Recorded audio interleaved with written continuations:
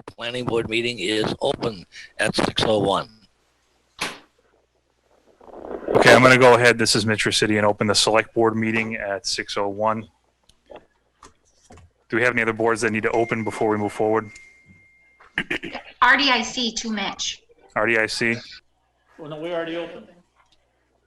We opened at 6:45, Okay, I'll note that. 5:45. Thank you. Okay. You okay with that, Tamika? Oh, sure, that's fine. I'll make a note of that. Okay. Was that meeting posted Thursday, Mike? Yes, it was. On a Thursday? It was posted appropriately. That's all I can tell you. I don't know when. Well, Tom Clark said it was appropriate. So I guess the answer to your question is yes, it was Thursday. Okay. All right. It is at this point, I'll entertain a motion for the waiving of the announcement of open meeting recordings. So moved. I have a motion by Mr. Clark. Do I have a second? Second. Do I have any discussion? Hearing none, I'll have a roll call vote. Leah? Aye. Jeff? Aye. Skip? Aye. And Lyndon? Aye. Recity, aye. It's unanimous. Motion to approve treasury warrant 4 and payroll. You have a motion to approve Treasury Warrant 4 and payroll. Do I have a second? Second. We have a motion and a second. Do we have any discussion? Hearing none, we'll have a roll call vote. Leah? Aye. Jeff? Aye. Skip? Aye. Lyndon? Aye. Recity, aye. Motion unanimous.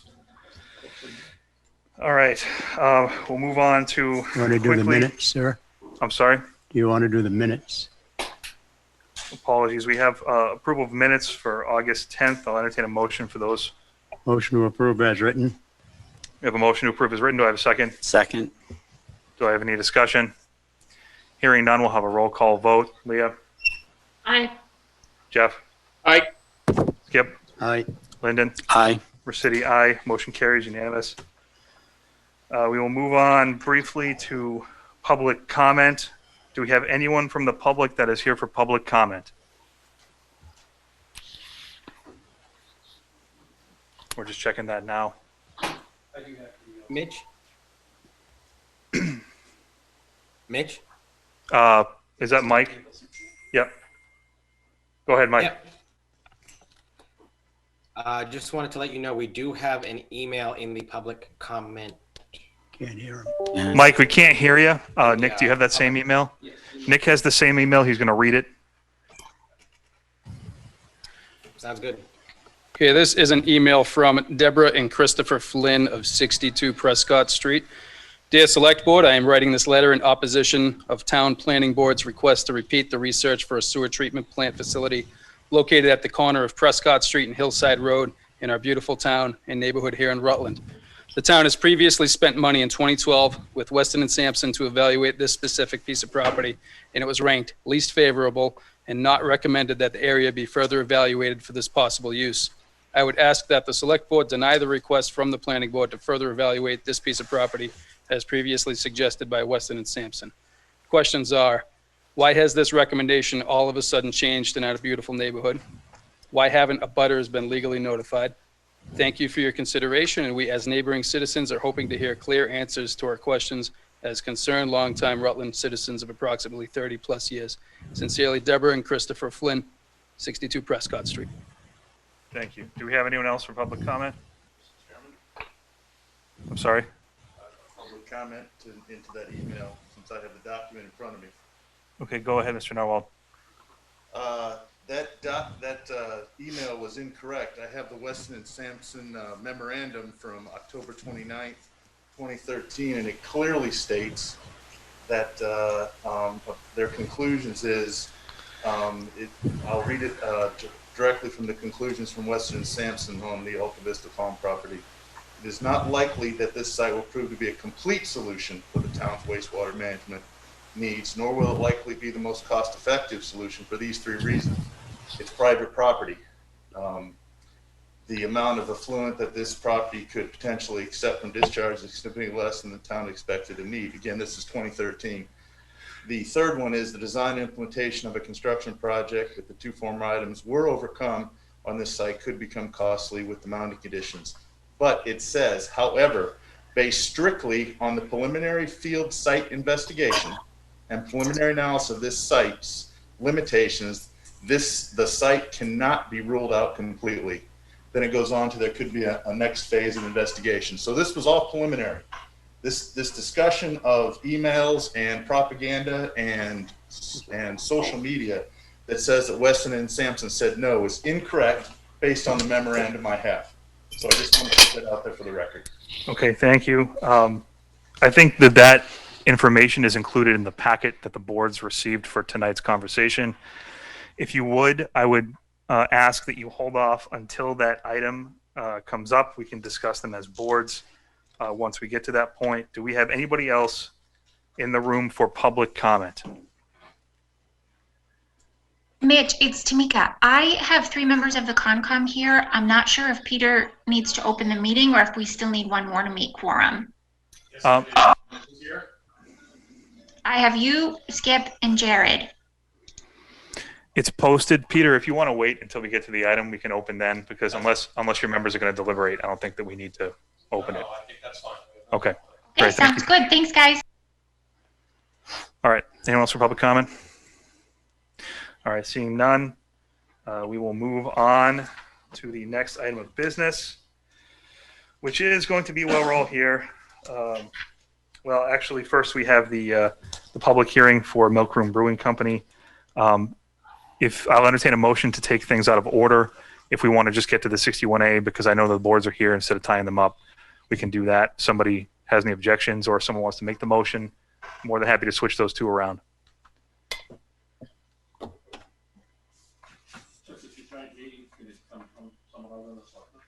No, I would have to be the select board member. All right, we can take Jeff. I can give you that motion, Mr. Chair, to take the 61A item out of order. Thank you, Jeff. Do I have a second? Second. I have a second for Mr. Nichols. Is there any discussion? Hearing none, we'll have a roll. Sorry, I have a question, Mitch, for this. Yep. So we're taking this out of before the public hearing. The public hearing was posted for 6. I'm not sure if there's anybody here apart from Mr. Jarvie and Milk Room Brewing Company. If there's anyone here for the public hearing that was posted at 6, that's my only question. Okay. If there's anyone here, please speak up. I think it's going to be probably the same individuals that are concerned by both. So again, if anyone has any issues with taking this item first, I'm more than happy to field those. Otherwise, we have a motion in a second. I'll give it a minute here to see if anybody raises their hand. All right. Seeing none, we'll have a roll call vote. Leah? Aye. Jeff? We're voting aye on the no interest on 61A. We're voting aye to take the item out of order so that we can discuss it. Got it. Stillings aye. Okay. Skip? Aye. Lyndon? Aye. Versity, aye. The motion carries, unanimous vote. Okay, so we have in front of us a petition by Mr. Kevin Jarvie for the town of Rutland to waive their Chapter 61A right of first refusal on the sale of lots 1, 2, and 3 on Prescott Street, which would be Assessor's Map Parcel 60-C-1. This is why there are multiple boards here. We figured that because of the 61A process and the interest that was garnered by multiple boards about the parcel, that it would be best handled as a group discussion before the Board of Selectmen deliberates and makes a decision. Before we begin, Mr. Peter Crane, would you like to open your board? Yes, I would, please. There being 4 members present, I declare a quorum, and therefore I declare this meeting of the Conservation Commission on whatever today's date is, the 20th. Open. Yeah. Okay, so we have here Planning Board, RDIC, Concom, and the Board of Selectmen. Okay, so I guess I want to start perhaps. Mr. Chair, is anyone from AgCom here? I only asked because I'd heard that they wanted to be here also.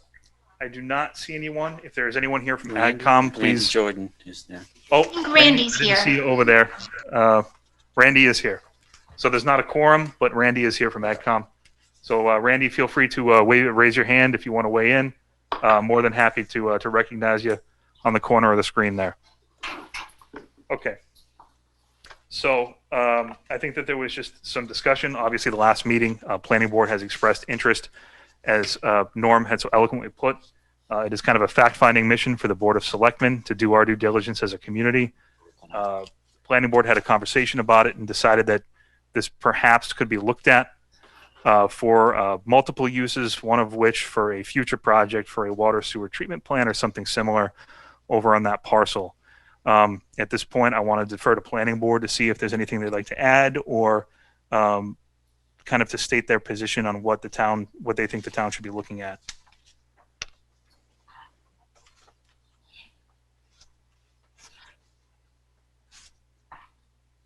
Norm's got his hand raised. Norm, do we have to unmute Norm, or can Norm unmute himself? Norm, I think you can unmute yourself. Can't hear you. They can't hear you.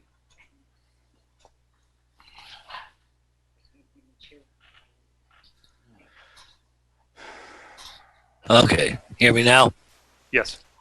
Yeah. Basically, Planning Board has not discussed this since your last meeting, and therefore we have no further comment as a board. However, it is very possible some individual members may have some comments that they want to give. Okay, I'll open it up to Planning Board if anybody has any commentary. Sean Moore, I see your hand up. Entirely off the subject. It's Norm. If you could position your mic a little bit away from your mouth. Is that better? Yes. That sounds good, Norm. But yeah, other than that, I'm with the Planning Board, so I don't have any other comment. Okay. Anyone else? Members that are here, or anyone else on Planning Board want to weigh in? Tim. Yes, Mr. Chairman, I guess from the perspective of when we voted on this, maybe we should have been better with our letter, because our intent was we're looking for the town's future. And right now we have minimal amount of property that the town owns that we can use for expansion. And outside the water and sewer district, let's just talk about infrastructure, fire, police buildings, DPW barns, recreation centers, potential property for senior centers. We have very, very limited places that we can do that in town right now. And I think this 4.5 acres is a perfect opportunity, being that it's close to Maple Ave. It's got two intersections, Prescott and Hilltop, that intersect right at the edge. So my point being that we weren't biting off a chunk from the town's perspective of 20 or 30 acres. We were biting off 4.5. And that opportunity to take that property and hold it for future. And when I say future, 10, 20, 30 years down the road. That's the intent that I really, my point to the Planning Board was why I'd voiced my opinion. I think it was a good idea for the town to take this opportunity, because in the past, at least a minimum of 15 years I've been on the board, we have had zero 61A property that we have decided to take that have give us opportunity. The second point is that 4.5 acres, being that it's still farmland, the town, if they were to purchase it, can still lease it for agricultural purposes. So it's not just going to be taken and set there. It can be used for leasing purposes, which is a revenue getter for the town. So that was my push, and I really think it's an opportunity that we should take advantage of.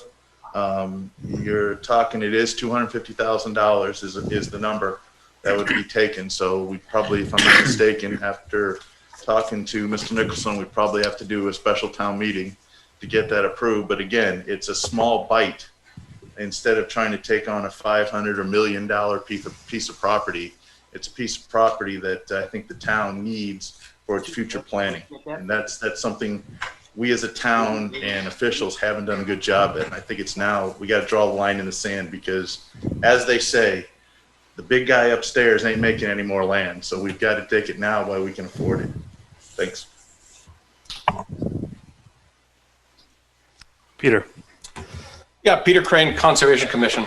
I listened to I was present at the planning board meeting where this is discussed, and I heard an interesting question that broadens my concern beyond just this property.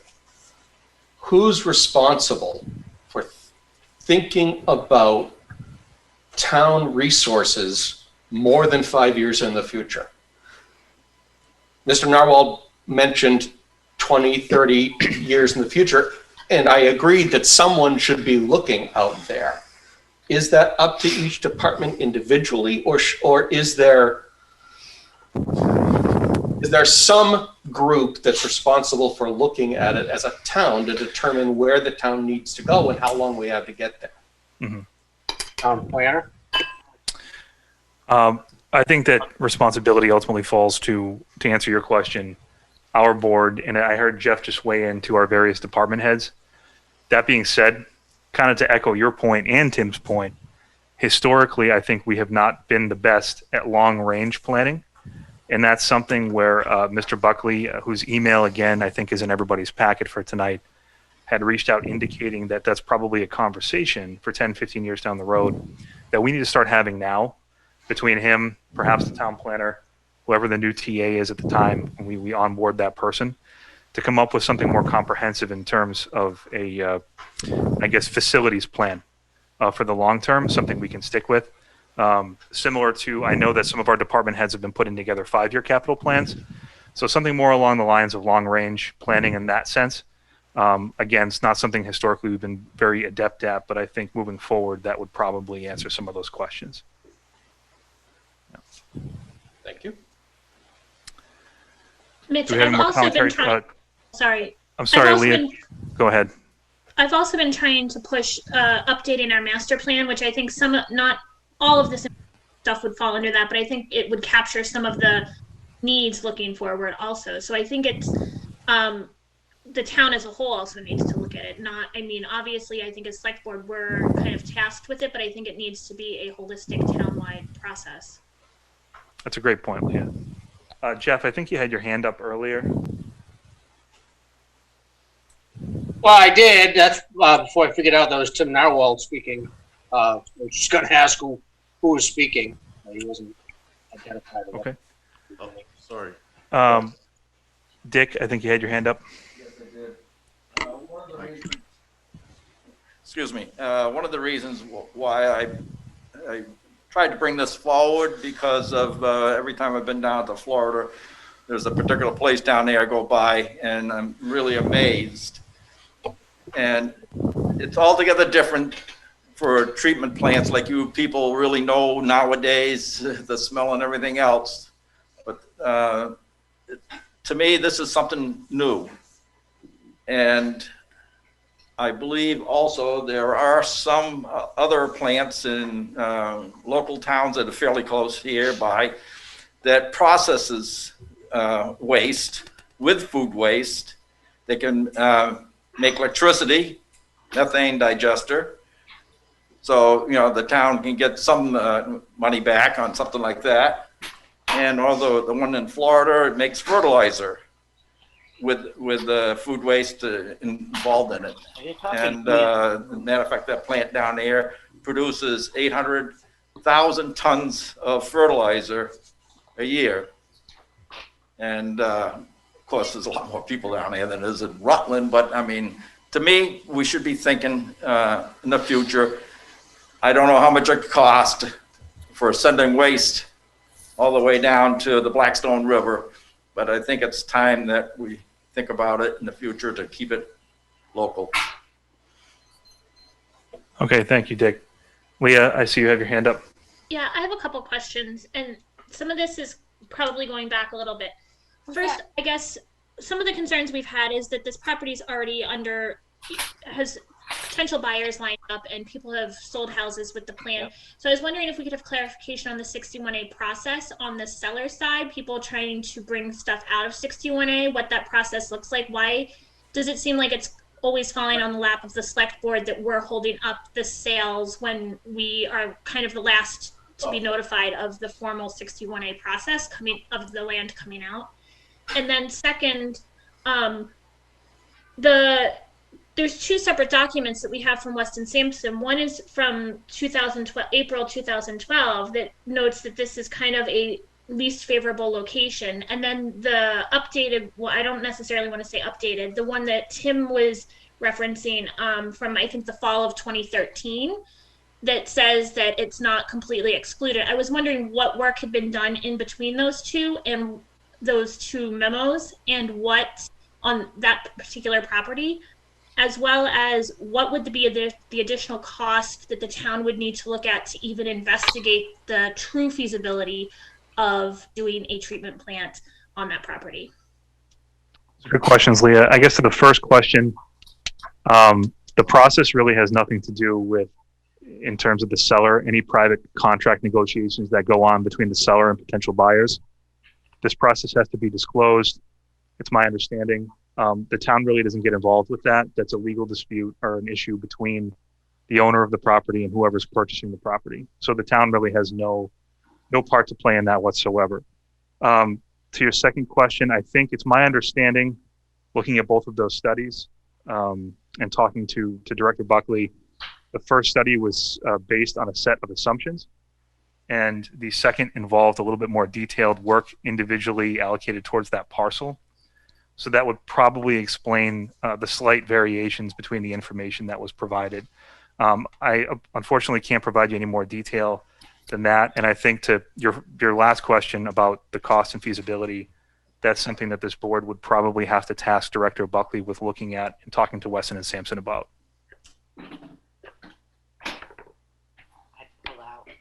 All right. Do we have any other? Jeff's hand is up. Yeah, just my 2 cents. I mean, I think at this stage before the board before us, we just don't have $250,000 to spend on 3 house lots. And as far as critical location for prior town or town facilities, to circle back to what we already own, that's 83 acres of Rutland Heights Hospital in the center. Of course, that doesn't address sewerage down the road, but that's not before us. Understood. Thank you, Jeff. Is there anyone else? Lyndon? Yeah, I just have a couple of comments. One, in talking about the future growth, I think that RDIC should be involved in the process. I'm not sure why they weren't included on the list. Mhm. I would hope going forward they would be, because they do look at the economic growth. I have worked on digesters, regional digesters. It's a good idea. It can bring revenues in. I don't know that this is the time for us to jump in. That's a very expensive, large project. Right. And I agree it's something we should look into. I was a little disappointed how vague the letter was from the planning board. I watched the meeting before, I watched the meeting after. This is the most specific I've ever heard them actually kind of discuss in detail what their thoughts were. And I would have hoped in the letter they would specifically say they're making a specific recommendation. And even if it was maybe not this property, but in the future, they strongly recommend that the town look at buying properties for these type of uses. So I kind of feel like we're a little late in the game for this particular property, in my opinion, but I do feel strongly that we should look at these type of projects. Thank you. I would agree with that notion. Is there anyone from RDIC?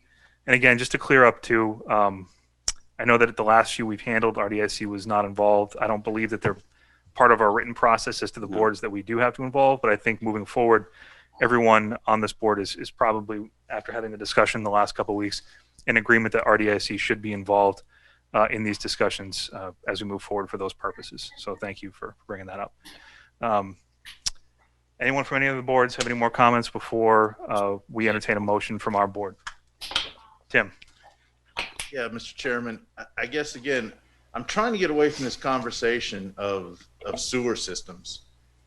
I get that. We don't need a sewer system in 10 years. We don't need a sewer system in 5 years. What we need is planning for town infrastructure for 10, 20, 30 years down the road. So it's taking of the property and putting it into what I would call a bank for the town to be used for buildings, whatever we need it for. And I understand the town right now financially isn't capable. That's why I guess I was suggesting, the select board, we put it to the voters. Do they want to add this to their tax basis? Because I know we have a couple tax items coming out, some school loans that are disappearing at this point. So it's an opportunity to put some land into a bank that we haven't had. We've never done it. We don't have it. And other than the RDIC, 88 acres, if I'm not mistaken, there's nothing else in a bank that we have right now for future planning of buildings. And like I said, I'm trying to get away from the sewer. I'm more of the infrastructure, which is DPW, police, fire, senior centers, town buildings, anything, even expansion of the library if we have to do that down the road. I'm thinking well beyond my generation to the next one. And I think we're avoiding that by just thinking 4 or 5 years down the road. And that's what I'm trying to get to a point now. If we wait 15, 20 years to buy land, it's not going to be $85,000 for an acre and a half. It's going to be, an exponential amount of that. So taking it now and putting it away for 10 or 20 years or 30 years is the opportune time to do it, not 20 years down the road when we need it. Thanks. Understood. Thank you. Michelle. So a few years ago, over the last few years, we've had members from Rutland Soccer and Little League Baseball come to us about potentially building at Rutland Heights. And I think one of the flaws in it is that they would have had to do an RFP and the financial proposals. And I think the RFP process was maybe too cumbersome for them. But I agree with what Tim is saying. And even if we just leased it to Little League or Rutland Soccer, I know that there's a lack of fields. There has been a perennial lack of fields in town for all kinds of recreation. So it may make sense to do something like that, even if we take it and just lease it out for recreation or something else in the meantime. Thank you. Peter, I saw your hand up. And then Jeff, I see you as well. So Peter and then Jeff. I was just going to ask for people to identify themselves. We can't see who's speaking in your room. Understood. I'll identify folks as they speak. I apologize. Peter Crane. So Peter Crane, Concom again. I was wondering, do we have anywhere an actual list of town-owned properties and the attributes of those? For example, Putnam Park and its wetlands and its insuitability for certain other, I believe it's in fact restricted to be recreational uses. Do we have a list of that anywhere? Yes. Oh, great. Yeah. Pass it along to me, please. No, yeah, we should be able to procure a list fairly simply from either the assessor's office or Dave, the town planner. I mean, that's... Well, the assessors will have an easy list of the land. The harder part is knowing what all the attributes, knowing what they might be useful for. And that would, I think, be part of that long-range planning that we had talked about. I think that would be the most fruitful way of going about that, for sure. Mr. Sullivan. Mike Sullivan, Chairman of the RDIC. We have not discussed this as a board, this specific parcel, but I guess I'm a little perplexed because recently the RDIC has come under quite a bit of criticism and under fire for quote unquote not getting anything done at the hospital. Yet now we're sitting here saying, gee, we should do some planning and buy some more land just in case we need it someday. And my thought is, and I've attempted this for quite some time, I believe what needs to happen is, and I had discussed it with Mike Nicholson, back some time ago, but, just because of COVID and everything else, we never got it done, was there needs to be some sort of a group meeting of, I'm just going to use the term town fathers, the boards and committees and so on. And a discussion needs to be had about what are the needs of each one of those boards. What is the interest? For instance, I was specifically looking for it for Rutland Heights. I occasionally hear, gee, that'd be a great place for a senior center. Oh, gee, that'd be a great place to put a new town hall. Gee, we need a new communications, what do you call the fire department? Whatever. You know what I'm talking about, the dispatch. Dispatch, thank you.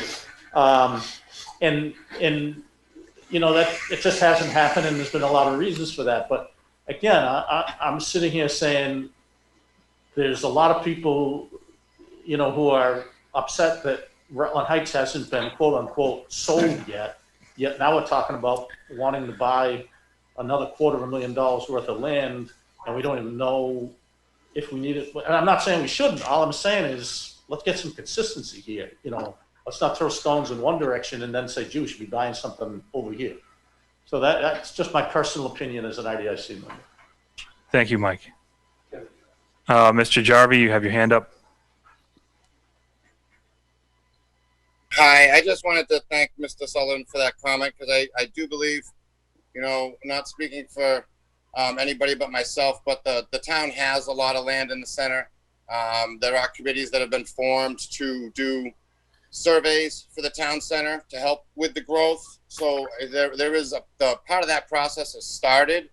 And with that, there's a big chunk, the 88 acres, and a lot of things that has been said by the planning board, in my opinion, can go on those 88 acres. You take the sewage treatment facility out of it, all the other stuff, the fields, the soccers, and I have to agree just personally, I know I'm biased, but on the second note, I just want to mention that everybody fully understands on all the boards, the piece of property as it is today, there's 3 house lots there that are wooded. Somebody mentioned agricultural, very difficult to stump, very difficult to clear land, very expensive. So on top of the property, and there's also, it's not the 8 acres that everybody, I want to make sure everybody understands that on all of the boards, that the overall parcel is 8.3 acres.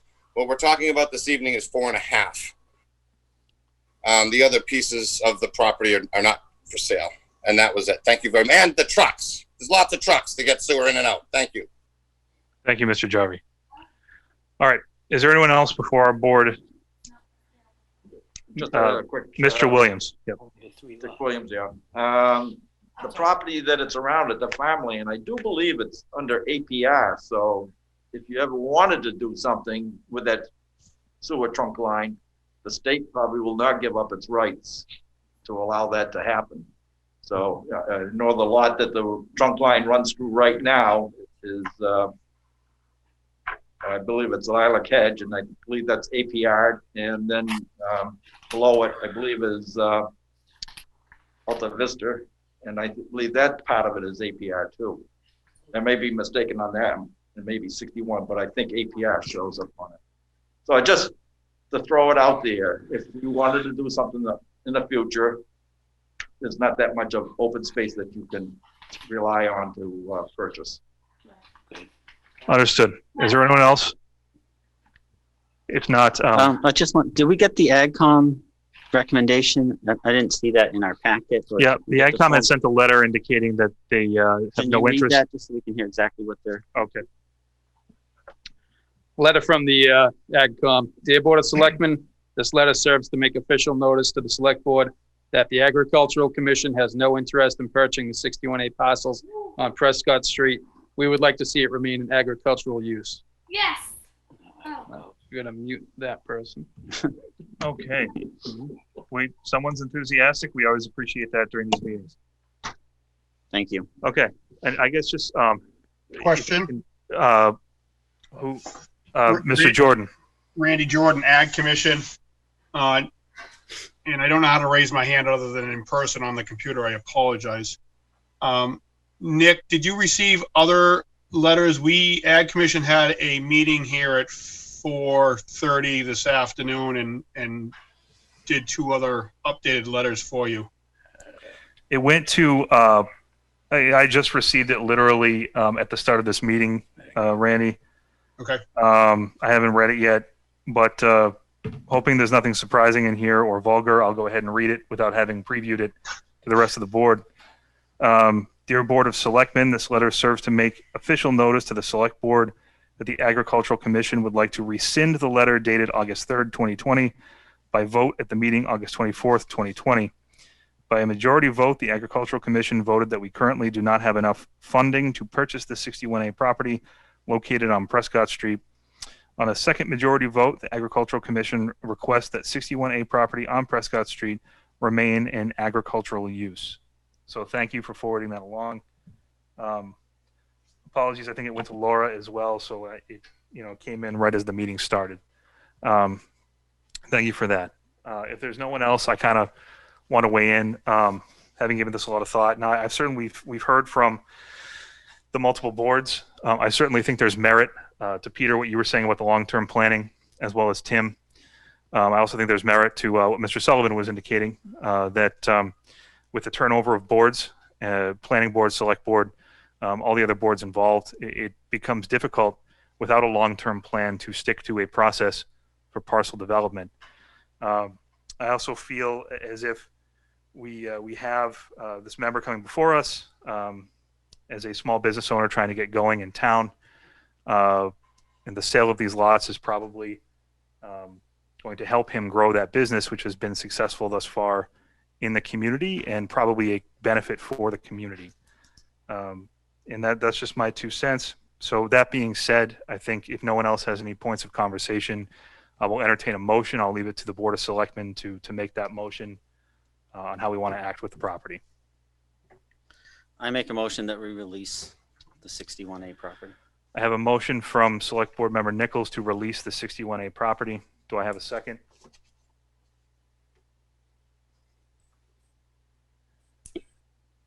I have no second on that motion. A motion fails. I can second it. Okay, can we remake the motion? I make a motion that we release the 61A property. Mr. Nichols made the motion to release the property from 61A. Do I have a second? Second for discussion. We have a second for discussion from Mr. Stillings. Do we have any discussion, Jeff? I do. So Randy just mentioned the latter part of the meeting of the Ag Commission this evening. They, like us, don't have $250,000 to purchase this, but they would like to see it remain in 61A. What options do we have as a board to keep that property in 61A? I mean, is that something that we can demand that it remain agricultural? I mean, what can we do as a board short of buying it for $250,000? I believe that is our only option. I'm getting nods over here from board members.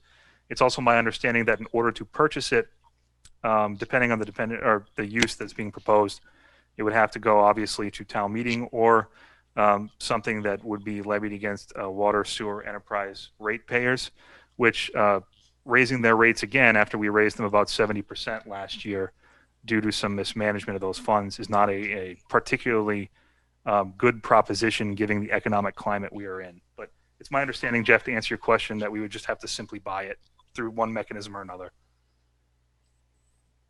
Mr. Chairman? Go ahead, Mr. Sullivan. Randy, you first, and then Mr. Sullivan. Randy could expand. Yeah, if the Ag Commission would like to see it in 61A, stay, but essentially if the town purchases it, it would come out of 61A for their own use. In turn, the only way it could stay in 61A is potentially if another farm bought it to keep it into 61A, and that's not necessarily an option that's on the table to clarify that. I, as an Ag Commission member, if the town was to purchase it for agricultural uses,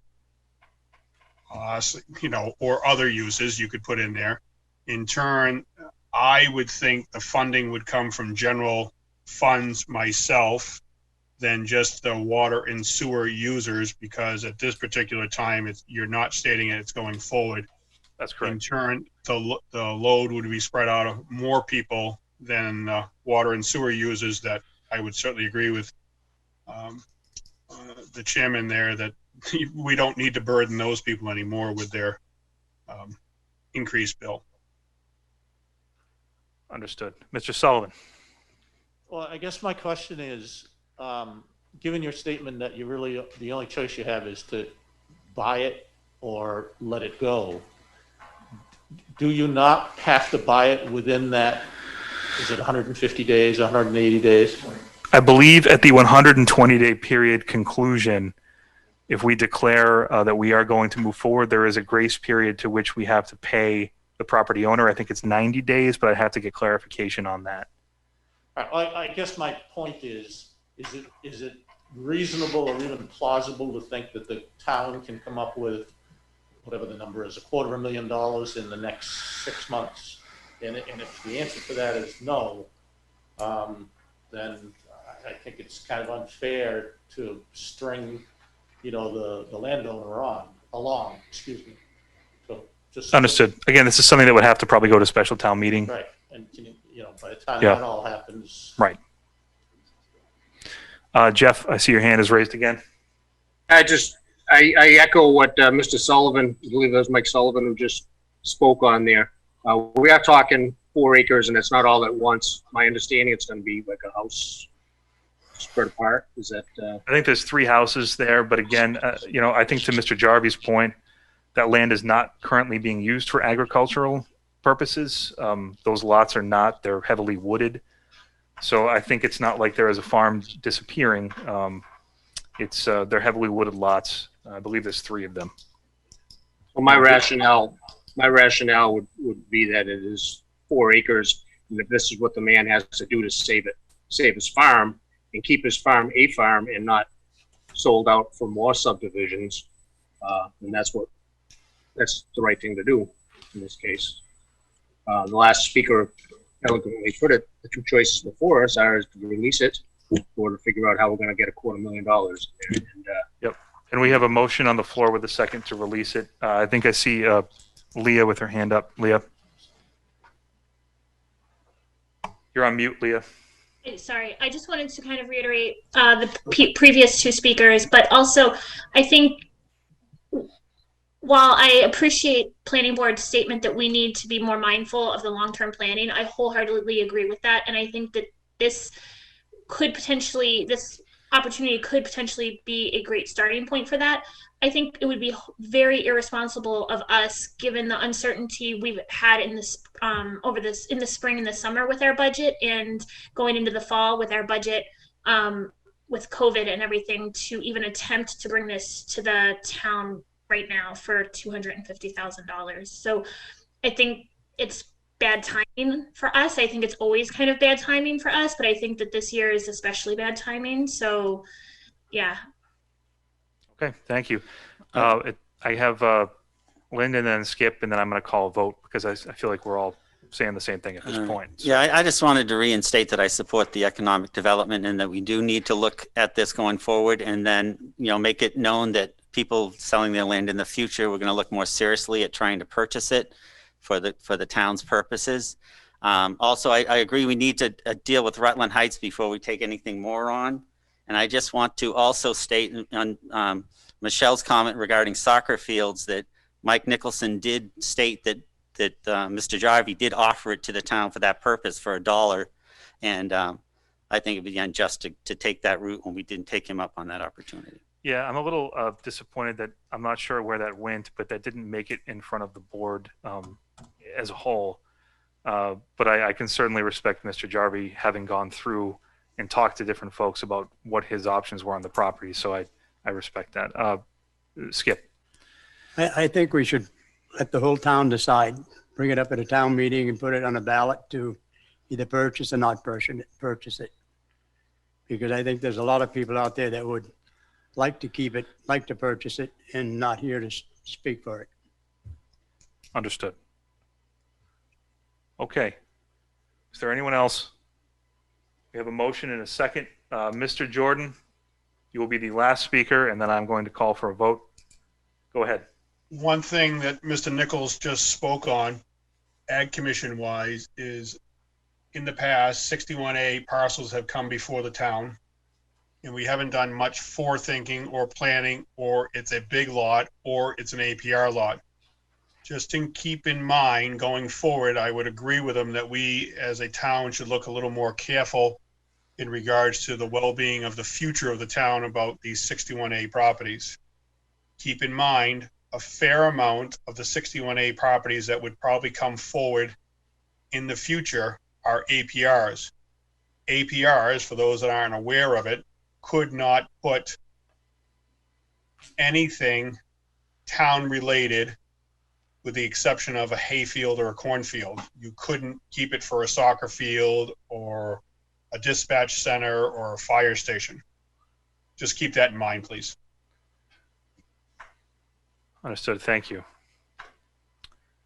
All right, so we have a motion and a second to release the 61A property. We've heard from everyone. One more chance. Not seeing any hands. We'll have a roll call vote. Leah, Aye. Jeff, Aye. Lyndon, Aye. Skip, Nay. Recity, aye. Motion carries. 4 yeas, 1 nay. 61A is released. Thank you all for your participation.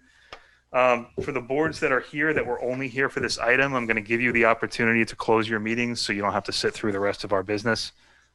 We'll start with planning. I don't know if Norm already jumped out or not. Okay. Oh, he's there. Norm's there. All right. Planning board, I'll accept a motion to adjourn.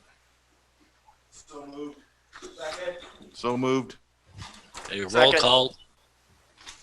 Dick Williams, aye. Tim Harwold, aye. Sean Moore, aye. Marilyn. I see she said aye. Anderson, aye. We're adjourned. Okay, you are adjourned. Concom. I'll take a motion to. So moved. We have a motion. We have a motion. Do we have a second for Concom to adjourn? Anyone listening? Second it, please. I'll second. Okay, we have a Second by motion. Jared Gentilucci. All in, roll call. Clark. Aye. Gentilucci. Aye. Crane, aye. Are we missing one, Tamika? Nope, I think that was everybody. Oh, so we didn't even have a quorum. Awesome. Good boy, are we adjourned. Thank you. And do we have AgCom's only one member? RDIC. RDIC, I think you're here for another item. So, okay, we're all set. All right. Thank you all for your participation. Again, I think everyone's input's valid. I think we're all on the same page with the long-term planning. It's just a matter of how we get there and having those conversations moving forward. All right, so going back to the original order of the agenda, we have a public hearing for Milk Room Brewing Company. I believe we have to have a motion to open the hearing. Is that? Nope, we don't need a motion to open. Okay, we declare the hearing open. So the hearing is now open. So we have you have all of in front of you. If you're at the computer, Leah and Jeff, it's in your Google Drive with the rest of the meeting documents. All of the application materials that were presented as part of Mr. Jarvie's liquor license, pouring license, application. Do we have any questions about the materials? Have we got all the checks, all the paperwork filled out and signed and everything for? Yeah, Laura Paradise processed the application, has confirmed that it is a full and complete application. And this paperwork, this Lyndon, is this is not public. This is only on the board's information. This is available, I believe, for public request, but this is something that we have right now. Okay, I just want to make sure there's a lot of personal information in here that should not be public. I want to make sure that information is not provided. Right. It's my understanding that the application itself, the Okay. form. I just wanted to double check and make sure that wasn't going out. Thank you. Right. I do actually have a question for the town and Mr. Jarvie. I see a tab 7. I see a layout plan. It's my understanding that going back a little bit and talking about the occupancy permit for the indoor part of this property, there were some issues raised by or concerns by fire and the Board of Health regarding compliance on a few things. I just want to check in on that and see how we're doing.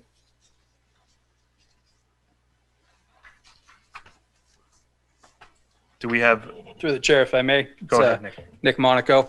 I spoke with the fire chief today. The occupancy permit has not been issued yet, but it's my understanding that the pouring license is independent of the occupancy permit and could still be issued without it. You just wouldn't be able to operate inside yet. Okay. Thank you for clearing that up.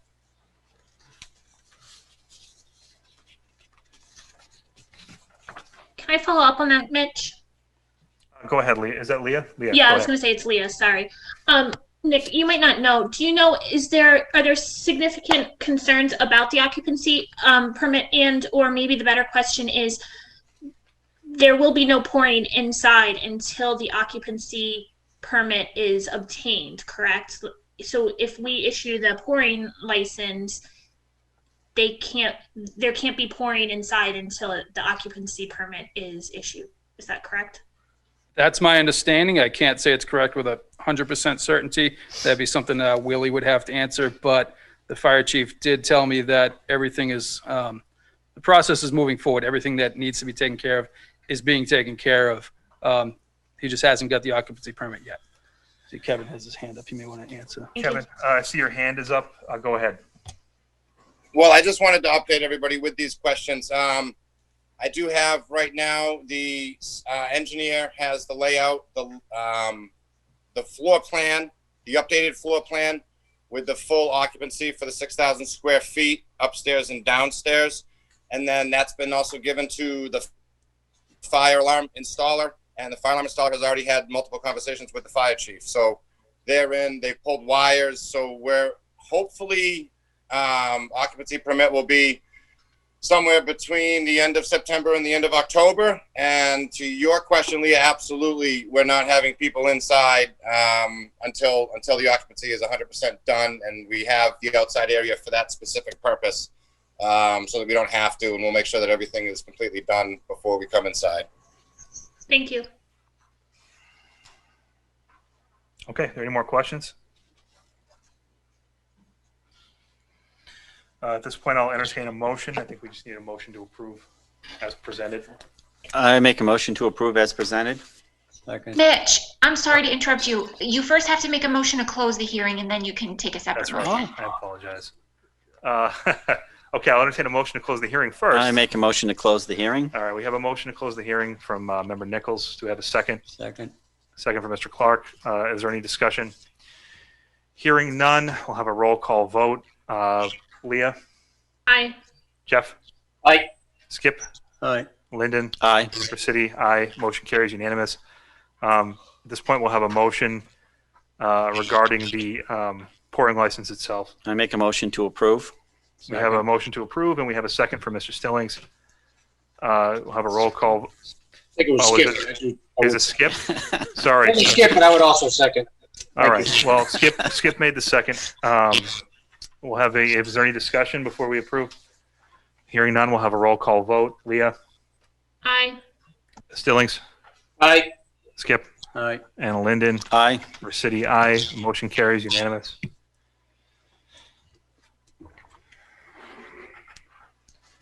All right, next up, we have Town Administrator update. The only thing we have on the agenda is pandemic response. All efforts remain the same. We currently have 5 active cases in town.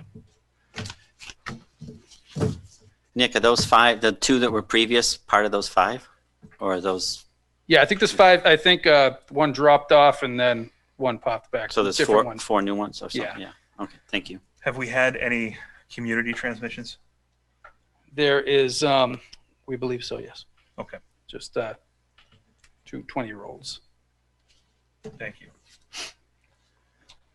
All right, moving on, we have old business. We have RDIC, discussion of board reorganization.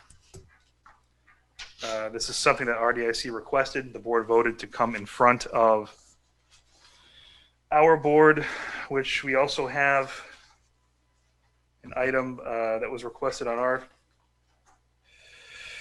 agenda regarding this. I believe they've been combined into the same item. We're adding a 7th member to that board. So Mike, go ahead.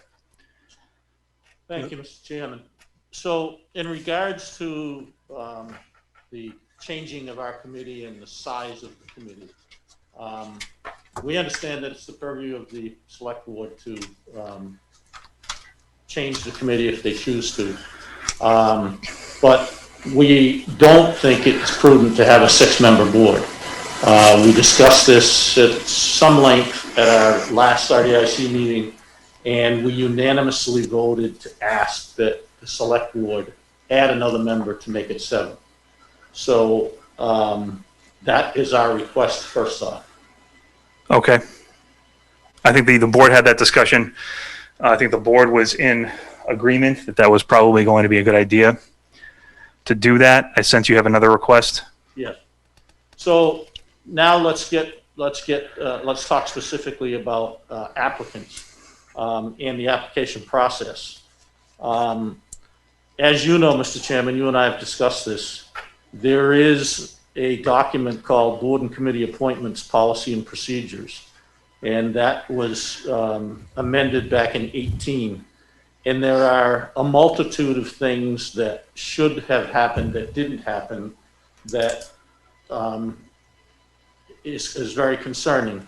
You know, under the purpose of that document, specifically it says, this policy and procedure is adopted to provide uniform, transparent procedures for inviting applicants for membership on Board of Selectmen appointed town boards and committees. For consistency in the appointment process, whether pursuant to established appointment schedules or to fill vacancies, and for tracking the terms of those appointments. So I'm concerned, as the chair of our committee, and our committee is concerned, that we are now, we don't have that transparency and we don't have the consistency, and I'd like to cite some of the specific things that we're concerned about. It says, in the policy, the board shall take into consideration any and all of the following criteria prior to appointing new members, filling vacancies, and reappointing existing members to boards and committees. The first bullet, written recommendation from the relevant board or committee, which we never provided. Mike, if I can, we've gone over this before, and we've gone over this 2 meetings ago. We've gone over this as a board. Is this something your board voted on in terms of specific concerns? Discuss this and make a recommendation to you. When did you discuss a recommendation? At 5 minutes to 6 today. In that meeting? Why are you challenging what I'm? I'm not challenging. I'm curious as to how we got to this point, because it's my understanding. How we got to this? Excuse me. It's my understanding that the discussion that you had prior to our meeting wasn't posted until Friday, which, in order for it to be considered part of a public meeting, would have had been posted 48 hours prior to your meeting this morning. You can challenge that all you want. I told you I have discussed that with the town clerk, and she has assured me that our meeting is posted properly. Okay, Mr. Sullivan. I think we don't need to go through the board. We've gone through this 2 weeks ago, sir, with all due respect. Now, we've agreed to add a 7th member onto your board. Now, if you're going to make a recommendation, I suggest you make it, because we have other folks that have expressed interest in the position, and we've received applications. We haven't agreed yet. We have to vote on that. I'm sorry? I don't believe we've agreed on that. I think we have to vote on this. On the 7th member? Okay, so let's hear Mr. Sullivan's recommendation, and then if the board, I think, Jeff, you had recommended this be a topic of discussion for tonight. Yes, thank you for that. That we, is that? It's an old business? Yeah, okay. So then we can take that vote if that's something the board wants to do. So Mike, go ahead and make your recommendation. Well, I would like to preface the recommendation, since you're not going to allow me to present the facts of our concern with the policy and procedure. Mike, we had this conversation 2 weeks ago. We can go round and round, or we can just move forward. Go around and round about it. There is a policy and procedure that you, as a board, did not follow. Yes or no? That isn't accurate. Again, the opening was posted. We fielded interest from applicants.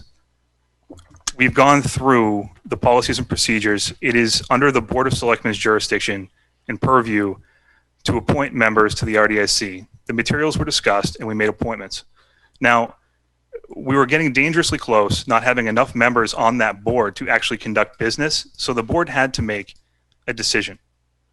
Okay, you hadn't met for 3 or 4 months prior, and there was nothing we could do to move that board forward unless we had at least enough members to legally constitute that board. And at no time did you ever express this concern to our board. Okay, Mike. In fact, let me just say this. Mike, you were sent an email indicating that there was an opening on your board looking for materials. We never received anything back from you or the individual up for reappointment. In fact, the only individual that was up for reappointment on any of our boards that we hadn't heard anything back from in terms of material was the one that was up for reappointment on your board. Laura called me and asked whether Doug wanted to be. Well, you're not Doug. You're Mike Sullivan. That's correct. But he then provided a document saying he wanted to be reappointed. We never received that. That was never received until last week. And the point is?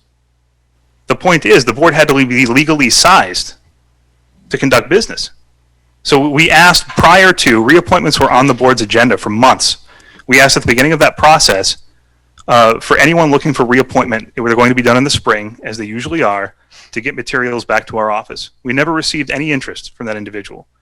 So if you, again, Mike, if you want to make a recommendation, we'll make a recommendation. We have to move forward. We have other business to conduct this evening. You know, every time I come in front of you, that's what you say. We have other business and we don't have time to discuss this. And No, we have time. We did discuss this, Mike. This is the very part of a democratic process that we're talking about here that you folks are end running our committee on. And there's no other way to say it. What democratic process? We're elected. You aren't. You're appointed. I understand. So we're not entitled to democracy? No, Mike. All right, go ahead. Go ahead. You say what you need to say. It specifically says in here. Okay. In your policy that you will ask for our recommendation. And you never did that. Okay, what's your recommendation? I'm asking you right now, Mike. I'm going to give you my recommendation, and I'm going to tell you why. Okay, great. Specifically, over the last couple of weeks, we have heard the following statements made about the lack of activity at the HPDD site. The master plan was done in '97 and nothing has ever happened. It's been 30 years and nothing has ever happened. I'll make this brief. Just for point of clarification, we took possession of the site in 2012, not 30 years ago, not 20 years ago. 8 years ago. Okay. Okay? Yep. Since then, we had a road built that was supply second access to the school for a safety concern at an estimated cost of $1.2 million savings to the town. We looped the water supply and we redid the sewer system so that it is now gravity fed. So in addition to that, I can tell you're very interested in this, Mr. Chairman. Mike, I'm listening. This really isn't under the purview of even of the agenda item. I'm allowing you to express yourself as a courtesy. So please, if we're speed time sensitive, thank you. We did selective cutting of timber for somewhere around $30,000 to $35,000 in income. We did parking for another $11,000 in income. Lastly, we did work with CMRPC and in 2019 developed a marketing brochure. 2019, we contracted commercial real estate firm. 2014, we developed the first RFP. Since then, it's gone out 4 times, and the first response we've gotten was July of this year. So, for this committee to say that the current members have done nothing, I think is a disservice to the committee, and that's why I make those comments. It wasn't this committee.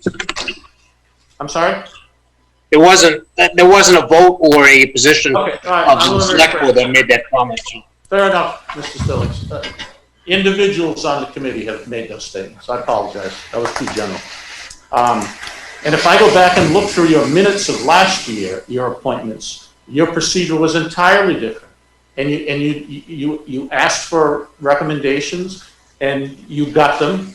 You never did where we asked. In fact, you specifically said, Mr. Chairman, you would agree that it shouldn't be a prerequisite to attend meetings prior to expressing interest, but there are policies in place to protect the board from politicizing appointments. Mr. Rossetti feels appointing new members without a letter of recommendation would be going against the board's policies that are in place for a reason. That was July 15th, 2000. Yes, sir. So why have the rules changed other than politics? I'm sorry, again, there was concern at that particular meeting, and again, this doesn't fall under the purview of what you're here to discuss, but there were concerns of board members communicating outside of open meeting concerning appointments, and that was the root of that concern. Okay, again, this is an entirely different situation because if the board did not make any appointments to your board, you would not legally be able to conduct business with an RFP that had been received by the town. So we had to do something, Mike. This is an entirely different situation, and it was entirely differently handled. So again, Mike, I'm going to ask you for a recommendation, and then I'm going to ask this board for a vote. So I think this conversation has run its course. You don't think it would have been appropriate to contact everyone and discuss this? Okay, do you have a recommendation, Mike? You don't want to answer that question? All right, I'm going to field a motion to either table this or if we want to make a motion to add a 7th member, we have applications in front of us, we can do that.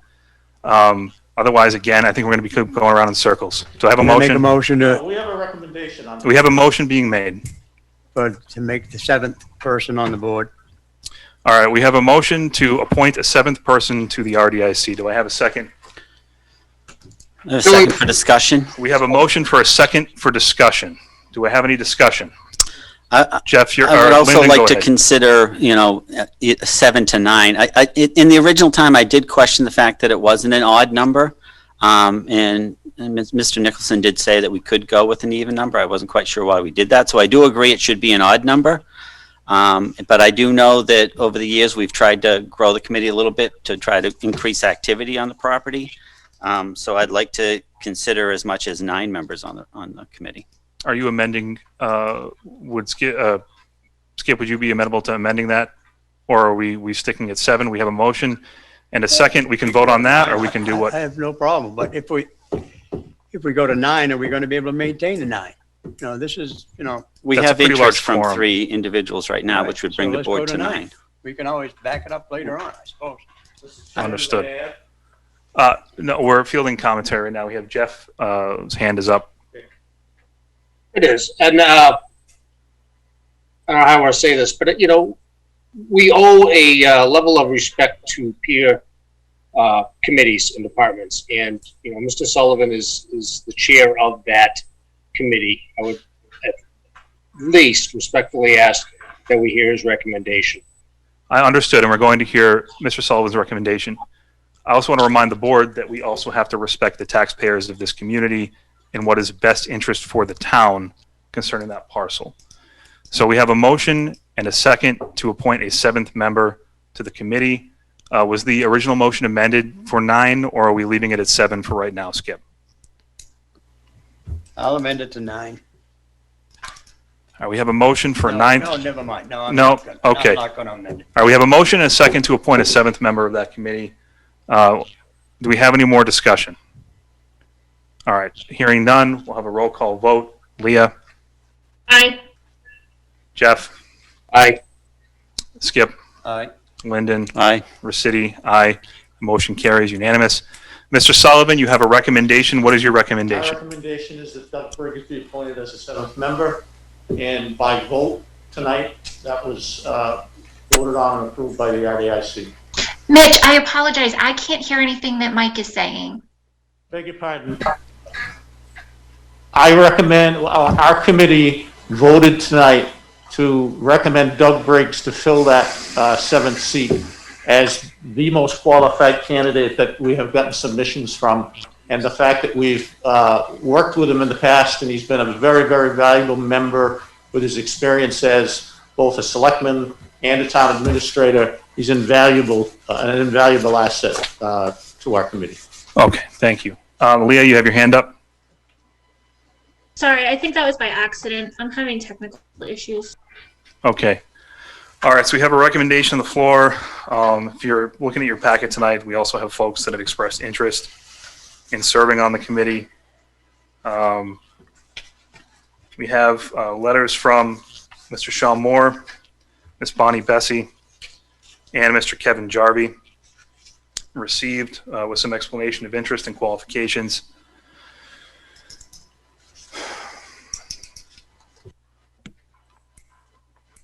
Do I have any discussion? I mean, I got to say, I don't have any problems with any of them. I mean, they've all been very active in town. I guess my thoughts in growing the committee is I was kind of disappointed to lose Karen. I'd like to see another woman on the board as well to try to get some kind of balance. I mean, we have one on the board. I was really hoping to get some more involvement from other members of the committee, and that was where I was going with the increase in the board.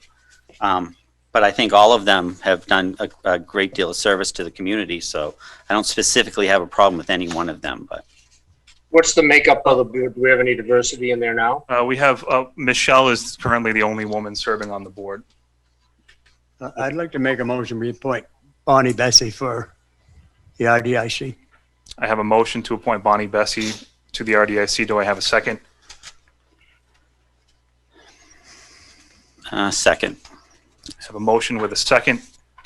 Do we have any discussion? I have have something for discussion. So I'm Yep. looking, and I think I was Leah, you're on mute. sorry.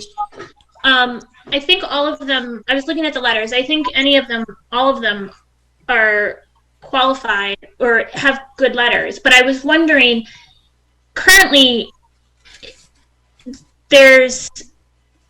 with Bonnie going on, I believe Bonnie's on the planning board subcommittee for zoning, for the zoning. It's the bylaw subcommittee, Leah. Yes, thank you, Tamika. Yeah. So my concern is that then that the RDIC becomes very heavy on, or potentially very heavy on the kind of planning board and bylaw subcommittee side, because I believe Dick is on and I think Tim is on also. So that was one of my questions, consideration. I think that wouldn't impact someone's ability to serve. It's my understanding too, if you're worried about a quorum, I don't think that across boards, as long as you're discussing what the board is in front of, that shouldn't be a problem. It's my understanding FinCom is the only board where you have members that can't serve on other town boards and committees. Right. I think for me personally, I would like to see more diversity across other representation across the town. And I appreciate and agree with Lyndon's statement about diversifying the makeup of the board gender-wise, and I'm also looking at it from a diversity of the makeup of who's involved in the town already. Okay. Jeff, you have your hand up? Well said, Leah. I like that. I'd be interested in if we wanted to table it for more diverse applicants in there. My personal leaning would be towards Mr. Jarvie, who did reach out to me verbally, and then Mitch, you and I emailed his interest. So I would be leaning towards Mr. Jarvie for his recreational and his farming input in there. But I would also think that there's merit in having an up and down vote for the request of the chair of our DIC on Mr. Briggs, either just a yay or nay on him also. Well, we have a motion in a second. Yeah. See, and that was my concern in limiting the opportunity for a lot of talent to be on the board, and that's why I originally had made the motion to increase the board, because there are a lot of benefits to the people that have expressed an interest. And like I said, I have no issue with any specific one of them. I think any one of them would be qualified to serve on the board. And I would agree with that sentiment. I particularly think Mr. Jarvie would be a good addition, just because it would add a level of diversity in terms of background for the applicants. But we have a motion and a second on the floor. We have Michelle. Did you have your hand up? I did. Thank you. I'm just curious, were these positions put out for the public to express an interest other than, like, so all of the people that I see on here seem to be connected in town, and coming from an outsider, because I've only lived here for 20 something years, I've been talking to somebody who has expressed interest in being on this board previously, who has not had an opportunity to make a commitment, like I called this weekend. I guess my concern is, have we put it out there for the community at large to know that there are a position or positions available on this committee? Because we tend to get the same pool of applicants for a lot of committees in town. Yep. And my concern, when Leah was talking about lack of diversity, it's also lack of diversity of even people who haven't served before being asked to serve. And it's hard to come in, but I think, I'm not sure if there's been a really good job of publicizing the fact that there was an opening or there are openings. So I would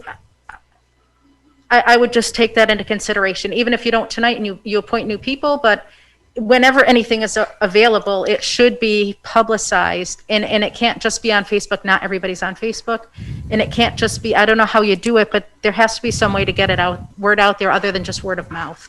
Understood. I think That's my comment. Lyndon, go ahead. That's a good point, and we do have other vacancies that still are available, so I kind of go along with Jeff on tabling it, and maybe try to send out some kind of a public notice for the vacancies that are still available, and then take a look at who has an interest that may not have had an opportunity to look as well. We've sent, to Michelle's point, we do advertise the openings. We send communications out through the clerk's office, I believe, regarding vacancies.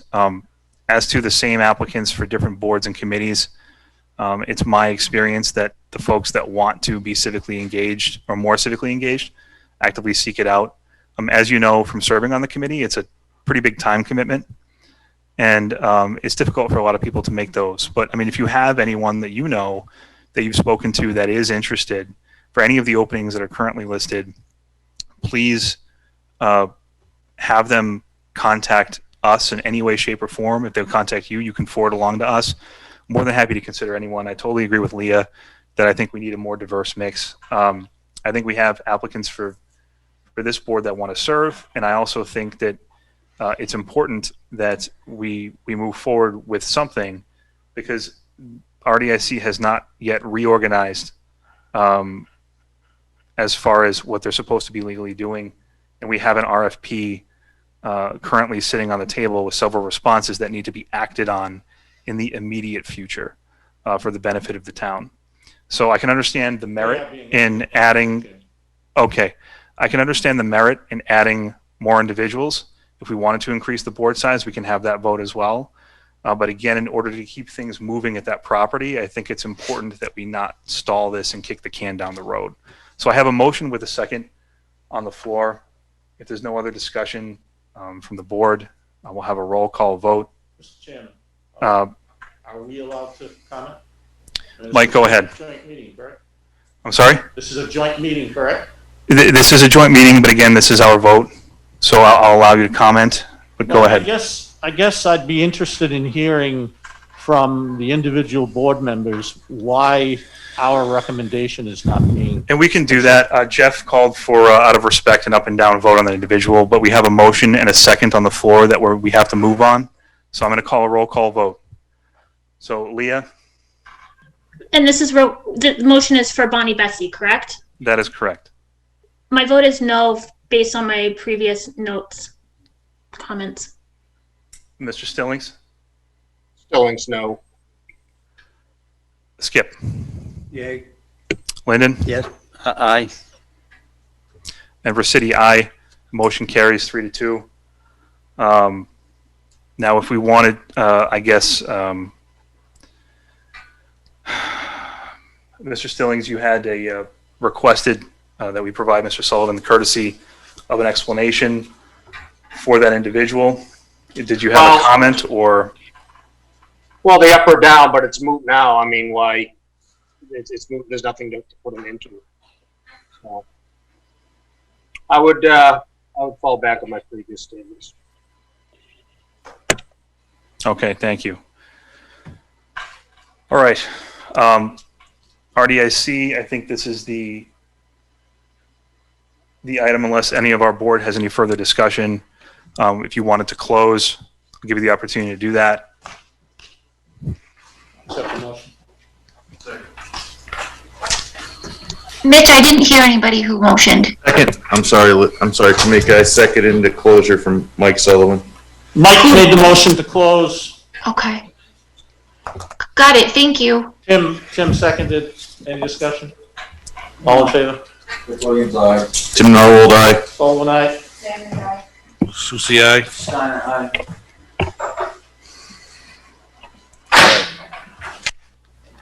Good night, Tom. You don't need it for 22? It's 22. There's something on there about this. Stroller? There's something on their agenda for new business. The review of RDIC application for HPD concept plan for solar facility. Right. I don't think we needed the board for that, but.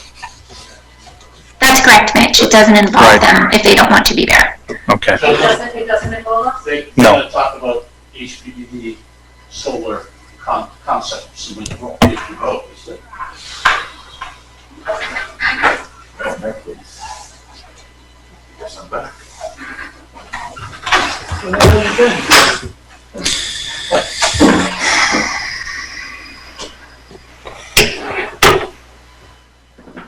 Okay. Moving on, we have under old business and marijuana RFI update. Do we have an update on the status of that? Mr. Nicholson, are you available? I am. Hello, Mr. Chairman. Just piping in on this one. I spoke with Attorney Costanzo probably at 4:30 this afternoon, asking for an update.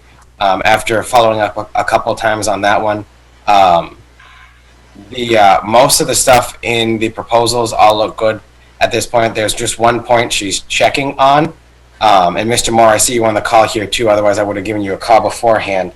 The only point she's checking on is seeing if there actually has to be a minimum of a purchase and sale or notice between landlord and tenant, or intent to purchase or something like that for a location. Because the current proposal states at a suitable location in the town, but doesn't specify the specific location. So the attorney is just looking to see if we actually need a specific spot. Okay. Thank you. So we're not, no action this time. Guess on that. Still waiting. All right. We have under new business. I see Nancy Nichols is here. If I may. Go ahead, Sean. Yeah, with the how am I going to say?